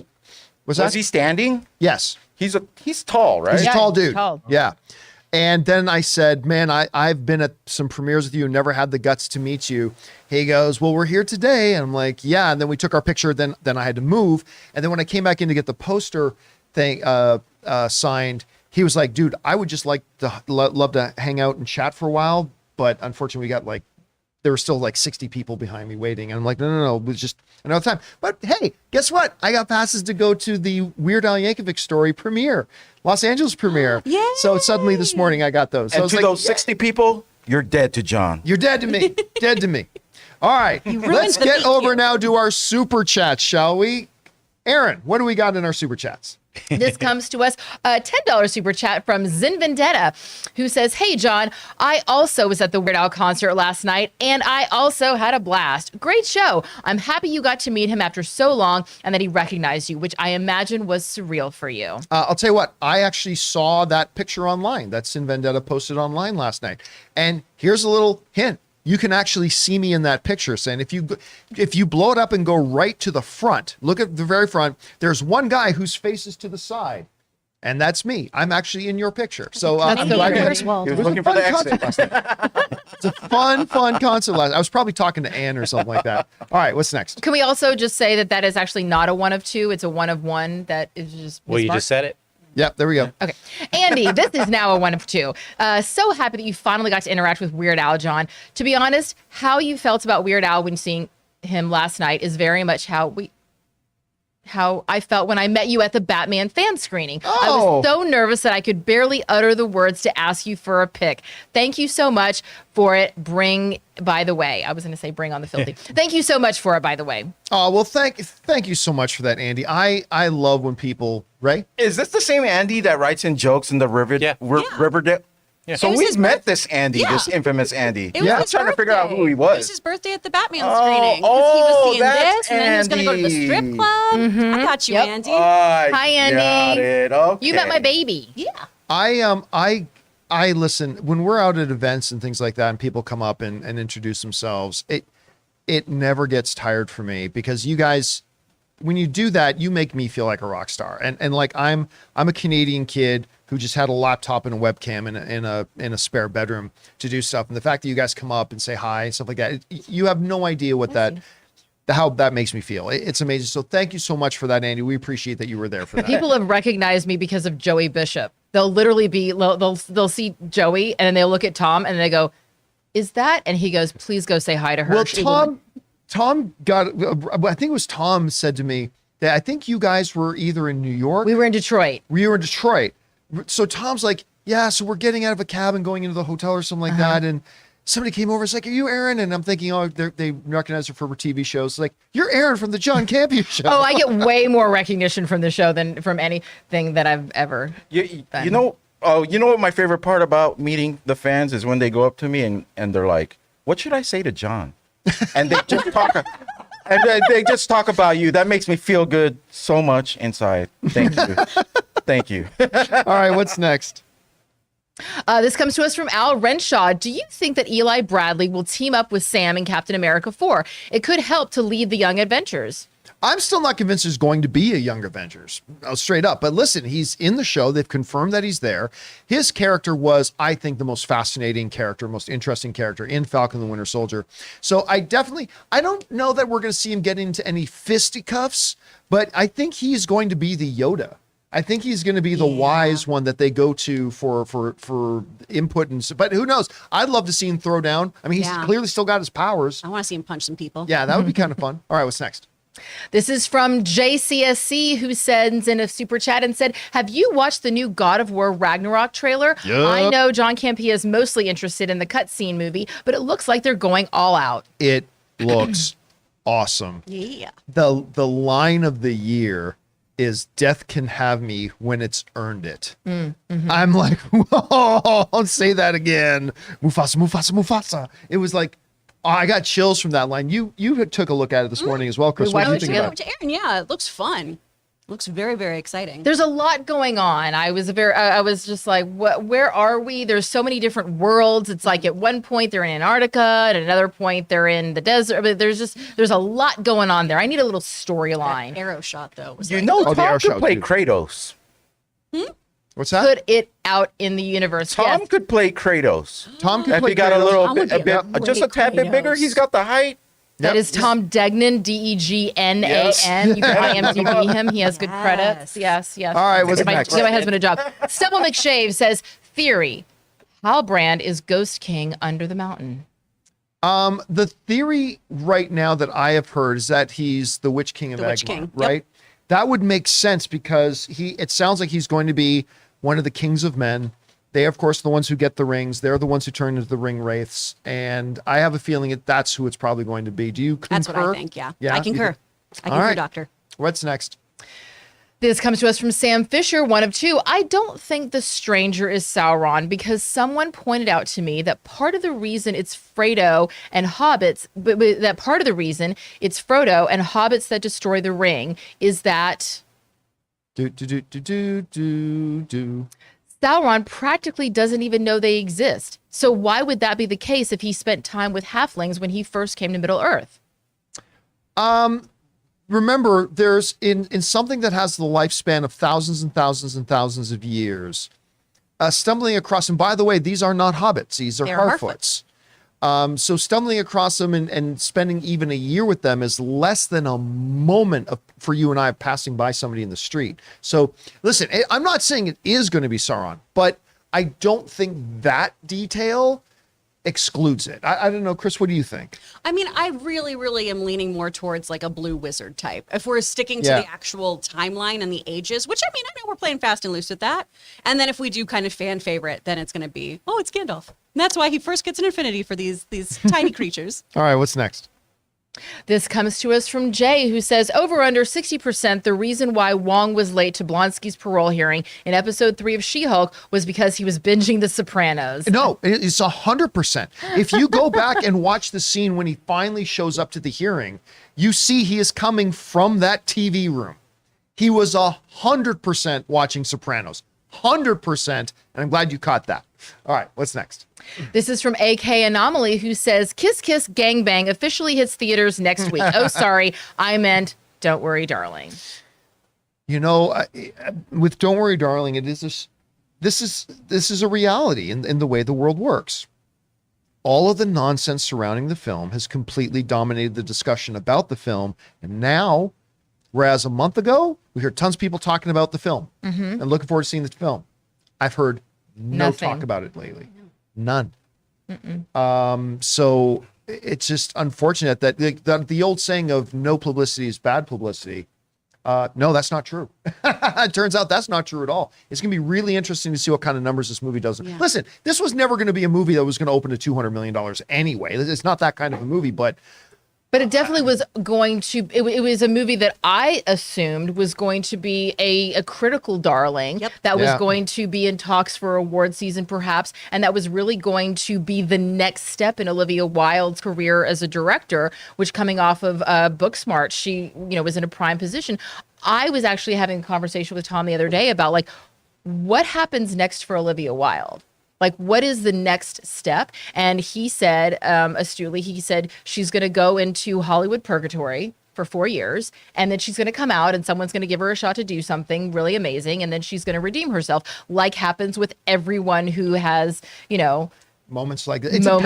It depends on how this movie does. Like, we're talking about how, I don't know, no one's going to see it, but this movie comes out, makes $350 million, not opening weekend, I mean, overall. Guess what? This town is about winning cures everything. So, I mean, but I just don't think that's going to happen. But if it does, you're going to see her next film. Like, she's supposed to be working on this Marvel project, and she's got all these other things lined up, but it's going to be interesting to see what happens. All right, what's next? This comes to us from South Texas Shark, who says, I love your shirt, John and Ray.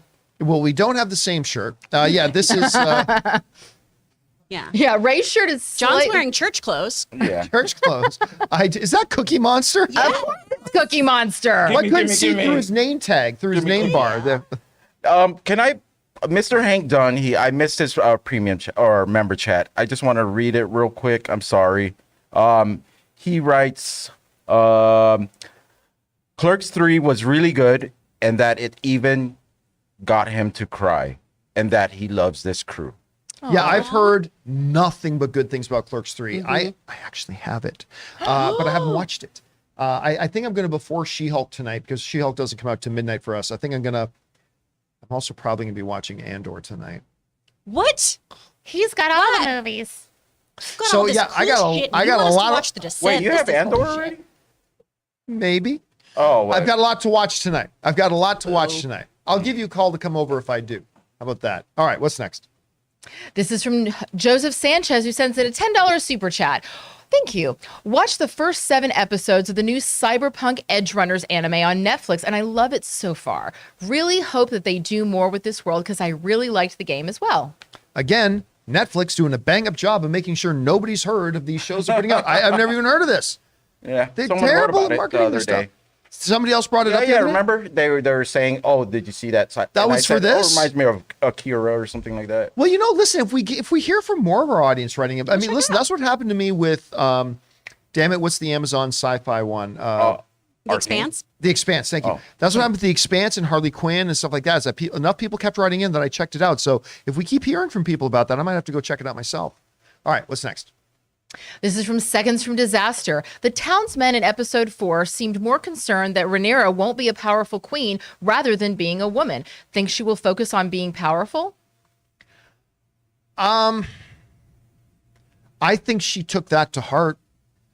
And I think that would be an interesting, listen, we've been seeing her evolve that way too. Like even that one last scene with her father, she's now she put her foot down and said, okay, you're king, you're commanding me to do this, I will do it. But as the heir to the throne, you're going to do this. Yeah. She is finding, the word that's been coming up a lot with Rhaenyra is agency. She's been finding a lot of her own agency here. And I think that part of that is because of what she heard in the town square. And she's going to start stiffening up a bit, I think. All right, what's next? This is from Srujan. Excuse me for mispronouncing. John, bomb after bomb after bomb Disney at D23. Hello, we exist. Thank you, John. Sorry, I'm saying this totally wrong. John, No, bomb after bomb after bomb. Disney at T23. Hello, we exist. Thank you, John. Surprise Pikachu face. Yeah, I mean, listen, for months, I was telling people, like, I don't know what the announcements are going to be. I suspect it's going to be this, but I'm telling you guys, Disney's at D23 at this Lucasfilm Marvel, it's going to be bomb after bomb, because that's what they did at the last one. And yeah, it was basically that. It was, hi, everybody, we're Disney. Remember us? Yeah, okay. Have a nice day. Buy some stuff. But go buy some stuff. Bye. We got new bags. So, We got Starbucks cups. So, hey, listen, here's the thing.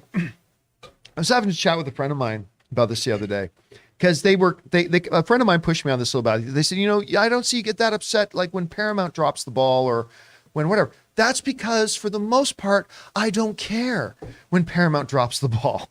I don't care. I mean, don't get me, I'm a Paramount fan. Absolutely. I'm a Universal fan. Absolutely. But I don't care as much about them. So when bad things or dumb things happen as a result of stuff that they're doing, I don't get nearly as worked up about it. I care a lot about Star Wars. I care a lot about the MCU. I care a lot about like a number of those things. I'm like, it's true sports fanism, right? Mm-hmm. You're never going to see a sports fan get more upset than at their own team that they love and they're passionate about. And yeah, so when I see Disney drop the ball as badly as they dropped it at D23, then I get kind of upset by it. But also, do Paramount and Universal, and maybe they do, I just don't know, do Paramount and Universal have an event such as a D23 where there is an expectation that they will be dropping bombs? Expectations that they themselves set the precedent for. Exactly. No, it's not like it's just Disney. It's the fact that Disney specifically holds this event and has people pay to come and, relocate themselves for the weekend to attend. And then it's just like, oh, hey, we're just hanging out. Well, then why are you having an event? There is a bright side to this, John, right? Like if they did drop all that stuff instead of just trickling it out through the year, we got stuff to talk about through the year. If they dropped it all at once, then we have no more news for the rest of it. But if they're not going to drop it all at once, why are they having an event? Yeah, then what's the point of it? See, and the thing is, they did drop bomb after bomb after bomb after bomb at the last D23, and we still had stuff to talk about all year, right? Yeah. And so, again, graphic-wise, I just didn't want to pull up with that. Yeah, that would have been a lot of graphics. That would have been a lot of graphics. I'm just thinking of myself. What's next? This comes to us from the Inedible Hulk, who says, Pat Bat's unique was so Man of Steel, first extraordinary being world had ever seen. Then they add, they were there all along, like Magic and Batman. Yeah, I mean, that is true. That is the way they could do it. But that doesn't fit the world that Matt Reeves has created. And you like the Gotham in the world that Matt Reeves created doesn't have magic men in tights flying around the sky. And I just don't think it works in that world. I really, without shattering what that world is. Now, just because that's what I think, that doesn't mean the way it's going to be. I mean, Matt Reeves could come up with something, I suppose. But everything I've heard Matt Reeves say, I don't think he has any intention of doing that, much like Christopher Nolan never really had much intention of that either. But you never know, man. It is possible. Just because I don't think it's something they should do doesn't mean it's not something that they could do well. So let's see what happens. All right, what's next? Ben Rayner says, game day. Game day. Over or under 20% Charlie Cox tonight on She-Hulk. I say over. Thanks for the show. I mentioned this earlier. I will say under. I feel like since he's confirmed it's only one episode he's in, I got a feeling they're going to save that one for a little bit later in the season. So again, but it might be, but I'm going to guess under. All right, what's next? From Al Renshaw, if the stuff happened to Monroe and the director's intent is not bad, then I think it's fine. It's all about a good story to me, but I understand Aaron. Well, okay, can I just say very this? I want to re-emphasize too. None of us have seen the movie. Like we don't know. Like all the things that I'm saying I'm worried about may not be an issue. All the things I'm saying that I'm looking forward to may be actual bad parts of the film. I mean, we just don't know. So just wanted to throw that out there. We haven't seen it yet. And as far as what the director's intent was, well, maybe, but all we've heard the director say is, ooh, this is going to be really brutal and we're going to see her get raped a bunch. And he's saying it as if that's the draw to the movie, not I really want people to emphasize with this beloved woman and see what she had to endure. That's not what he's saying. Well, he has said that. He has said that. In the things that I've read, but what I said off air was I would like to see the Marilyn Monroe movie as told by Quentin Tarantino, where he does a reimagining of Marilyn Monroe's story and actually breaks into the executive's home, cuts out his kneecaps, slices open his testicles, burns his house down, and watches him die. I would watch that Marilyn Monroe movie. That absolutely does sound like a Quentin Tarantino movie. I would totally watch that movie. All right, what's next? Andy says, if it would have been just as effective if you replaced the rocks in EEAAO. Everything Everywhere All at Once. Everything All at Once, thank you, with the rocks. If you replace the rocks with the rocks? With the rock? With the rock? You mean, yeah, did you accidentally put that last S on there? By the way, the rocks scene and Everything Everywhere All at Once. If I had read that in a script before seeing the movie, I would have thought, who the hell approved this? This is stupid. Well, thankfully, I got to see the vision of it before reading the script because it is one of the best parts of the movie. Chris, do you disagree? You look very... No, I cried so much and I felt so stupid being like, rocks and hot dog fingers are making me so emotional and I don't know what to do with it. I had a lot of feelings. Yeah, the rock scene, like, again, if I had read that in the script, I would have, nope, this is not going to work. But they knew in their heads what they were picturing, and it's one of the best parts of the movie. All right, what's next? From Jim XM says, John, I thought on Little Mermaid John, your thoughts on the Little Mermaid backlash from the fans? Moronic, imbecilic assholes. Yeah. I'm look, I don't get it. What's the backlash? Oh, well, Yeah, just, what's the backlash? The Little Mermaid's black. Oh no. okay, so fucking knuckle dragging, basement dwelling, cousin humping fucking losers. All right? This is a mythical creature that is not real. I never read anywhere that mermaids were only one color. Exactly. And no, but here's the thing. I'll too. believe Again, that she's fish from the waist down, but I won't believe she's not a true ginger. Yeah. And maybe the way they were portrayed before was that the fish part had a blue hue, but it's totally fine if they have a red hue. But the pigmentation of their skin. Here's the thing. I was having a conversation about this with somebody. Now listen, this Little Mermaid movie may completely suck, but if it does suck, it'll have nothing to do with the pigmentation of this girl's skin. No. I was having this conversation with somebody, if you can call it that, which was basically, how does it change the story? If her skin pigmentation tone is this, or if her skin pigmentation tone is that, how does that affect the story? Well, said this other person, it doesn't affect the story. It shouldn't matter. I'm like, okay, so we agree. The color of her skin should not matter because it has no impact on the telling of the story. Do we agree? We agree. But then they said, so there's no reason why they had to make her black. And I said, okay, counterpoint. If we agree that the pigmentation tone of her skin doesn't affect the story, then you don't need to explain why she can be black. You need to explain why she shouldn't be black. Because if we're in agreement that the pigmentation of the skin doesn't affect the story and it doesn't matter, then that means we should be able to put any kind of actor in that role to play the role. You need to justify saying why it cannot be somebody who's black. So get the fuck out of here. That's my thoughts on that. All right, what's next?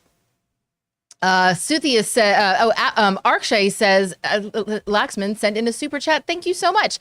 And Suthia sends in a $10 super chat. Have y'all seen the trend of girls and young women reacting to the Little Mermaid trailer? Very wholesome. This is why representation matters. Majority of the backlash is from grown asshole men is very perplexing. Yeah. Did you see, I always still say Halle Berry. It's Halle Berry? Haley Berry. Oh, Haley Berry. Is it Halle Berry? Did you see her thing watching the reaction videos of little girls? She just started weeping. She started crying. Yeah. It reminds me of a lot of when, you guys know, I'm not going to hide. I'm not a huge proponent or fan of Gal Gadot's acting ability. That's whatever. But seeing when that first Wonder Woman movie was coming out, seeing little girls dressed up as Wonder Woman and like in awe and wonder when they got to meet Gal Gadot and stuff like that.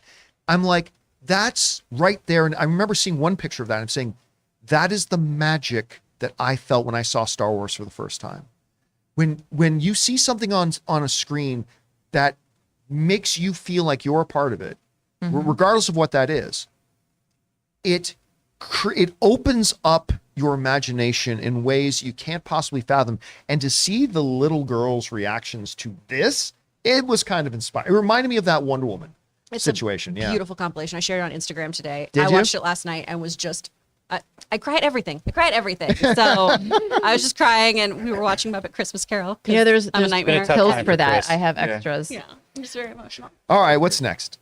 This is from Zen Vendetta, who sends in a $20 super chat. Wait, is this? Oh, two this of is two? part maybe two, too. Or is there another one? There might be another one. Well, let's did just you start pass with it? that, Yeah, though. let's just go with that and We'll see get where we're back at. to you, Sin. Here you go. Says blah blah blah blah blah blah blah blah. When I replied to your Twitter post with a picture of Weird Al taking a bow, I didn't realize. Oh, we were. yeah. we We were already just read talking this about one. that. Yeah, we already read this one. No, I wasn't we didn't three read it, rows. so we No, talked that about wasn't me. I wasn't three. If your picture is the one I'm thinking of, I was not 3 rows ahead of you because the picture I saw was probably in row 15 or something like that. I was literally at the stage. So the person you thought was me wasn't. I was like right up. If you look, my complete side profile in your picture, you can totally see me in that one if you go and zoom in on that. Anyway, I'm glad you had a good time at it, man. All right, what's next?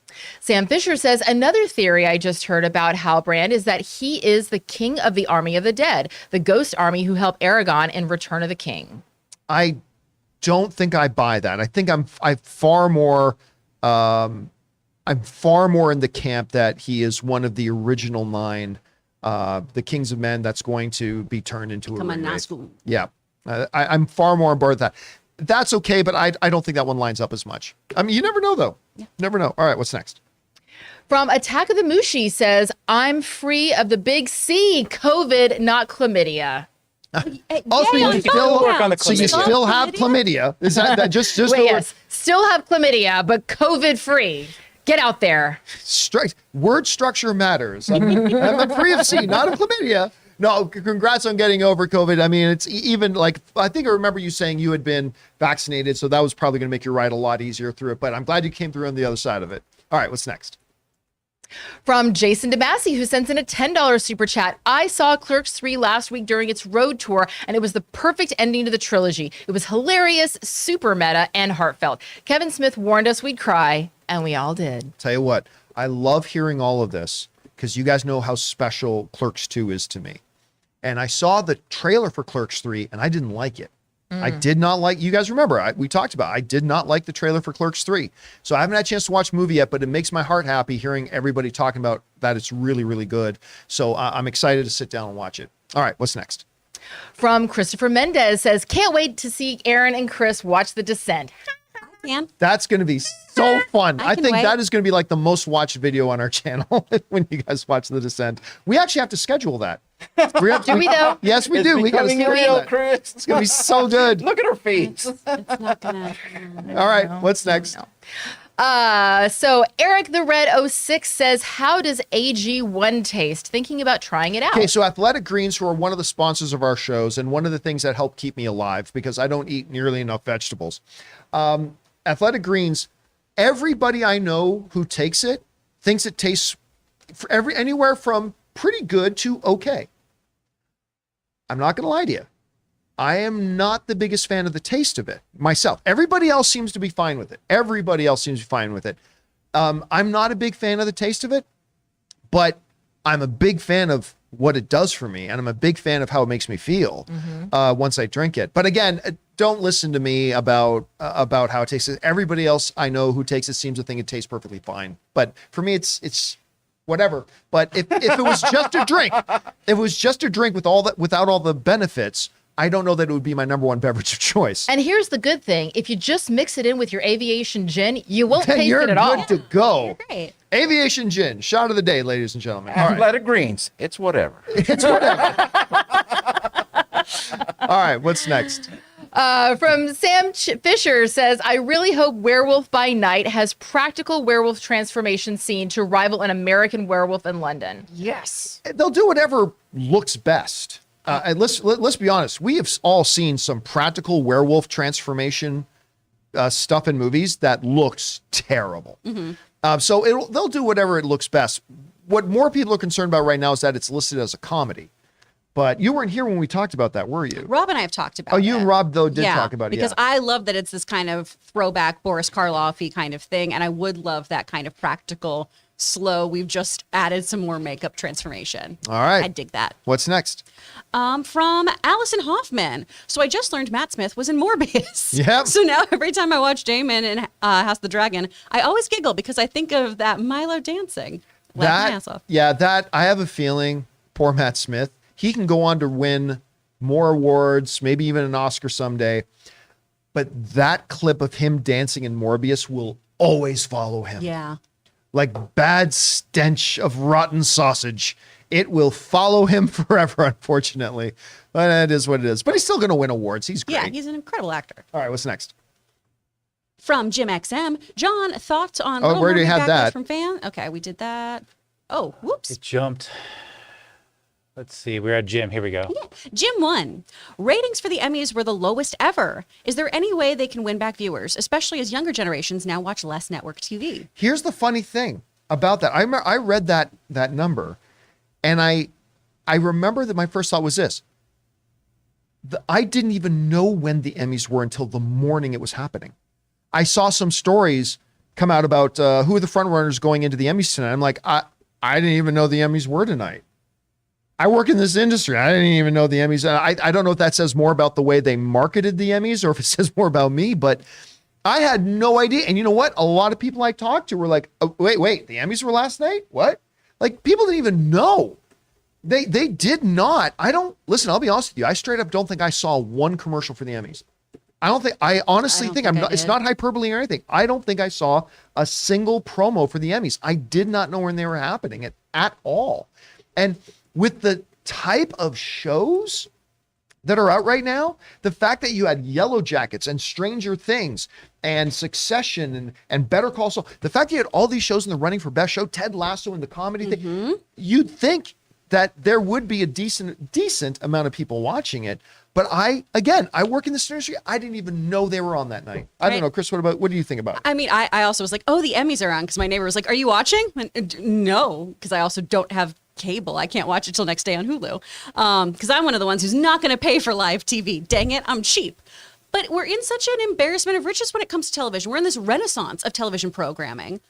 You'd think we'd know about this, especially with all the stuff we talk about. But yeah, this flew under the radar. And then the next morning, I was like, oh my gosh, look at all these wonderful wins. Look at all these incredible Yeah, but it was speeches. after the fact. Yeah, Even and my I agent- watched them on Instagram. I talked to my agent that day and he goes, oh, hey, aren't the Emmys tonight? I was like, you are an agent and you're my agent also. And That's concerning. No, and I said to him, I said, watch the Emmys and everything that wins, try to get me on that show. But even my agent, he said, he even acknowledged, he goes, isn't it a weird year? He said, normally there's so much hype leading up to the Emmys, and even us who are in the industry, it was sort of just like, meh. Well, we usually also see a lot more advertisements just around LA. Yeah, it did not I haven't happen this seen time. anything. All right, what's next? This comes to us from Shreebirth. The new Disney 100 logo opening is so good. I don't think I've seen it. Have you guys seen it? No. I will. You know what? I will keep my eyes open for that, CJ, when it comes out, and I'll remember you said that. All right, what's next? Jose Ulua sends in a $10 super chat. Thank Just you, to be Jose. supportive. Thank you, Jose. Thank you. And Suthia sends in also a $10 super chat and says, I can't tell you how happy I am for Juan to be in Loki. After coming to the U.S., he was the first Vietnamese actor I had seen on TV at the time.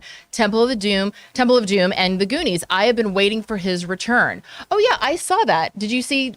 Yeah. I love him. I love him so much. Well, and we talked on the show earlier this week about that photo just being like the happiest that Harrison Ford's ever looked in his life. Yeah, Of just because being he like- normally does not. He looks about as happy as Succession. Yeah, he's the Brian Cox of America. He 100% is. But I'm so happy to see them back because I love Quan too. I think he's such a wonderful actor. He's so good in everything, everywhere, all at once. And so having him part of the Loki season gets me much more excited for that because that show kind of fell flat for me for the finale. Well, there's also something really exciting about seeing someone who is a beloved character from our past all of a sudden like reemerge.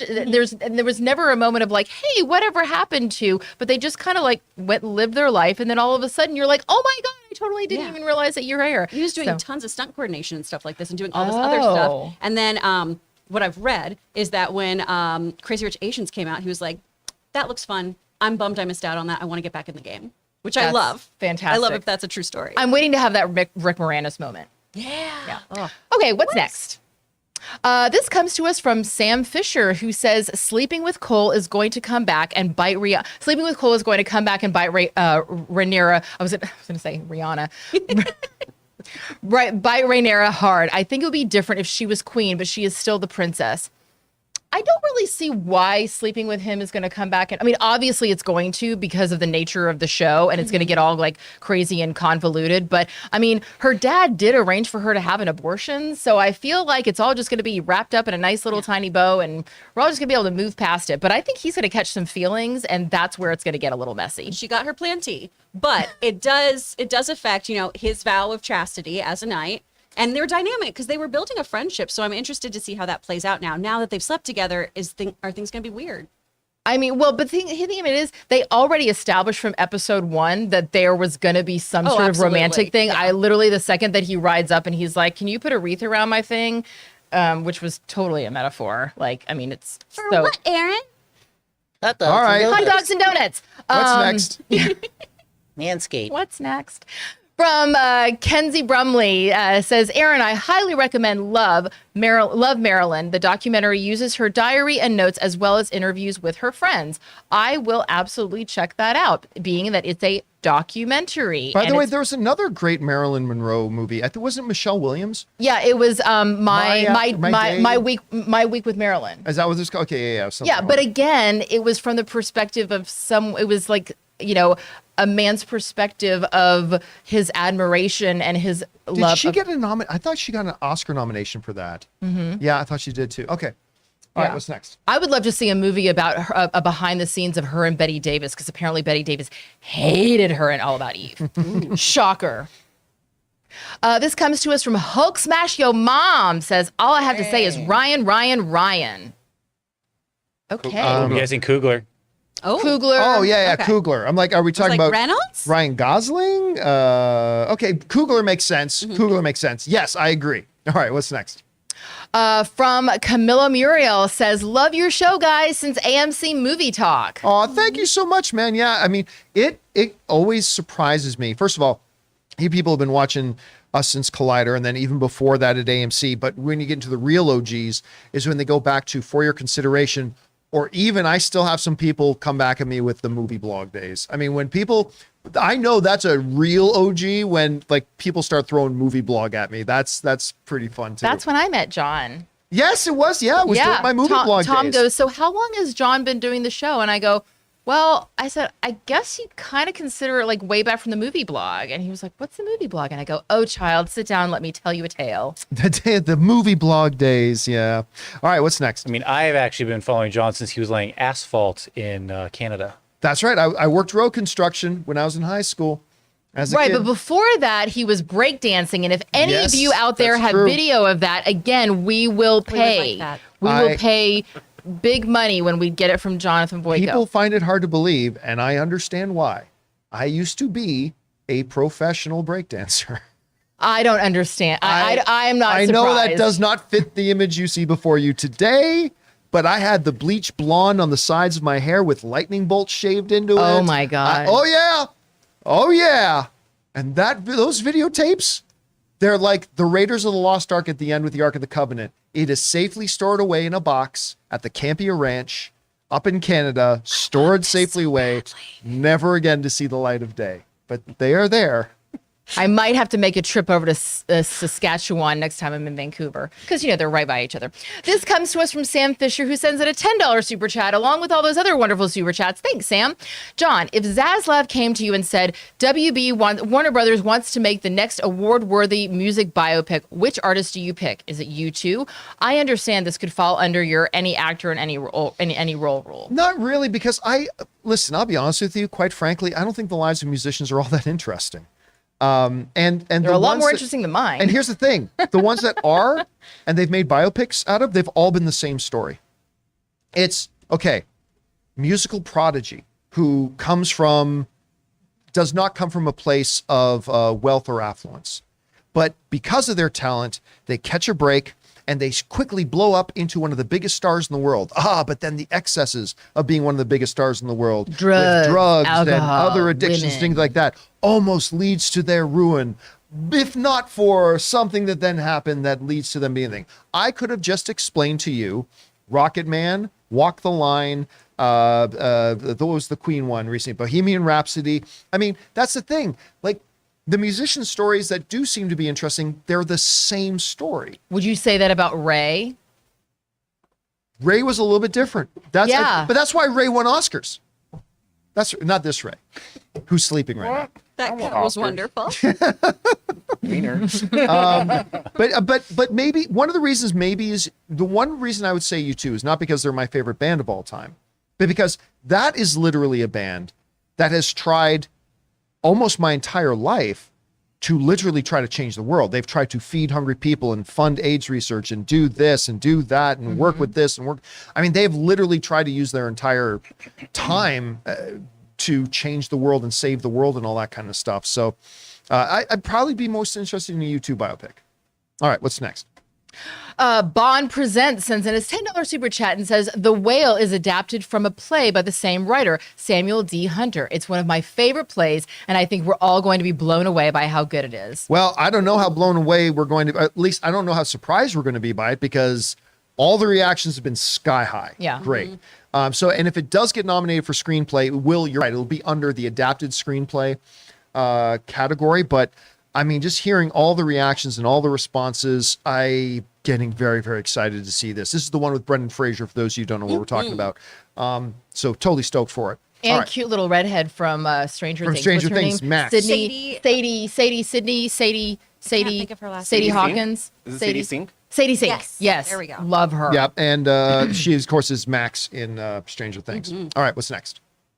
From Breaking News says Clerks 3 is a 90-minute movie of the making of Clerks, but it's funny, charming, and surprisingly emotional. That's everything I'm hearing from people, man. And I feel bad because I've had access to watch it for like a week and I just haven't had time to sit down and do it. But I am very excited to, and I love hearing your guys' responses to the movie. It's making me really excited for it. All right, what's next? From Deontay Goldson, who sends in a $10 super chat. Thank you. Hey guys, been a fan of John since the AMC days. I'm also a fan of everyone else here too. Thanks. Thank you all for what you do. Shout out to Schnepp. Long live the Schweddies. Yeah, I mean, we just recently passed the anniversary of Schnepp's passing. Of course, he was the best of us, of course, and he was the one who I've kind of built my thing around as well. Like, he was the one who coined the phrase, fandom is supposed to be a collection of people who celebrate what they love. That's what fandom is. And, I'd said something before about Schnepp these days would be totally disgusted with the state of what passes itself as fandom online today, that are just various hate communities to get together and say, let's all get together and rage and hate on these people and these people and these people. That's not what fandom's supposed to be. I think the world of fandom misses John Schnepp a lot. Not just because of how great of a person he was, but also because of the influence that he had. And he was, I said this from the day he passed away to now, he was the best of us. He was absolutely the best of us. All right, what's next? From Daniel Vakura, who sends in a $10 super chat, says, excuse me, I saw the Fire and Love documentary, and it's good where it is essentially volcano. And it's good where it is essentially volcano porn. Breaking starring Boyega is good, but he is great. Are you planning on seeing Barbarian this weekend? I will not be seeing Barbarian this weekend, not because I'm not still really wanting to see it, but because I have things lined up this weekend that I cannot. That Fire and Love, or Love and Fire one, that one has fascinated me since I saw the first trailer for it. I mean, and to find out, like, they give away the ending, like, hey, this couple dies while researching a volcano, wow. Yeah. Yeah, it's this love story. It's a documentary about these two people met, fell in love, and they both had a passion for volcano research. And you see all this footage of them like running the edges of volcanoes and whatever. And apparently that's how they die, is in that. And I think it's been told through actual recordings of them, and I think their children giving stuff about it. I've been fascinated by this thing since I saw the trailer for it. Wow. So I really want to see it. That sounds incredible. All right, what's next? This is from Tim Platt, who sends in a $20 super chat. Thank you, Tim. All this talk about The Little Mermaid reminds me of a movie that doesn't get talked about enough. 25 years ago, we were given Brandy as Cinderella, Whitney Houston as the fairy godmother, and it is the superior Cinderella film. Hell yeah, it is, Tim. They just played that. It was funny. That was just broadcast on TV the other day. Oh, really? Yeah. And you know what? I've never seen it. And Whoopi Goldberg and Bernadette Peters and Victor Victor Garber. I've never seen Victor Garber's in it? Oh, yeah. Yeah. I've never seen He's it. Prince Charming's dad. He's married to Whoopi. I thought you were going to say he's Prince Charming. Like, really? Nah. Rick? It's great. Oh my gosh. Whitney Houston is the fairy I godmother. know a Come lot on. of people I know always talk about that, but I've And never Brandy's seen a that national one. treasure. Let's be honest. She's pretty fantastic. All right. What's next? This comes to us from Irene Jobson. Hi, Hey, Irene. Who sends in a $10 super chat and says, hey, I just want to let you know that I've never watched a single episode of Game of Thrones until this show. I binged it since House of the Dragon started so I could enjoy more of y'all's company. Thanks for being amazing. Wow, that was a lot to take in. That's a lot of hours, Irene. Yeah.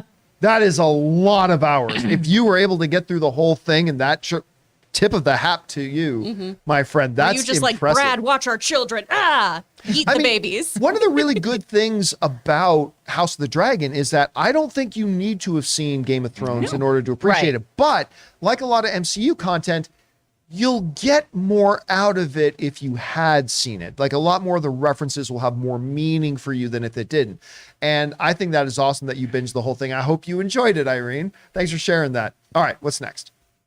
From Connie. Hi, Connie. Connie. Connie sends in a super chat, as does Fredo. Just to be supportive. Hi, Connie and Fredo. Thank you, guys. And that will do it for today's installment of the John Campea Show. Thank you so much for being here and making this part of your day. By the way, guys, a little bit later today at 3 p.m. Pacific Standard Time, we have our open mic is going to be happening. And of course, Robert Meyer Burnett will be in here for open mic as well. So he wasn't on this morning. He's not going to be on the show on Wednesday mornings, but he will be here for our afternoon show open mic. Make sure you guys tune in back then and join us for that as well. Also, don't forget to subscribe to the channel, guys. Listen, there's a whole bunch of you guys who watch our show that aren't subscribed to the channel. Take a second, go and click on that subscribe button. Make sure you click the thumbs up button on the video and make sure you leave comments down below. All that supports our channel.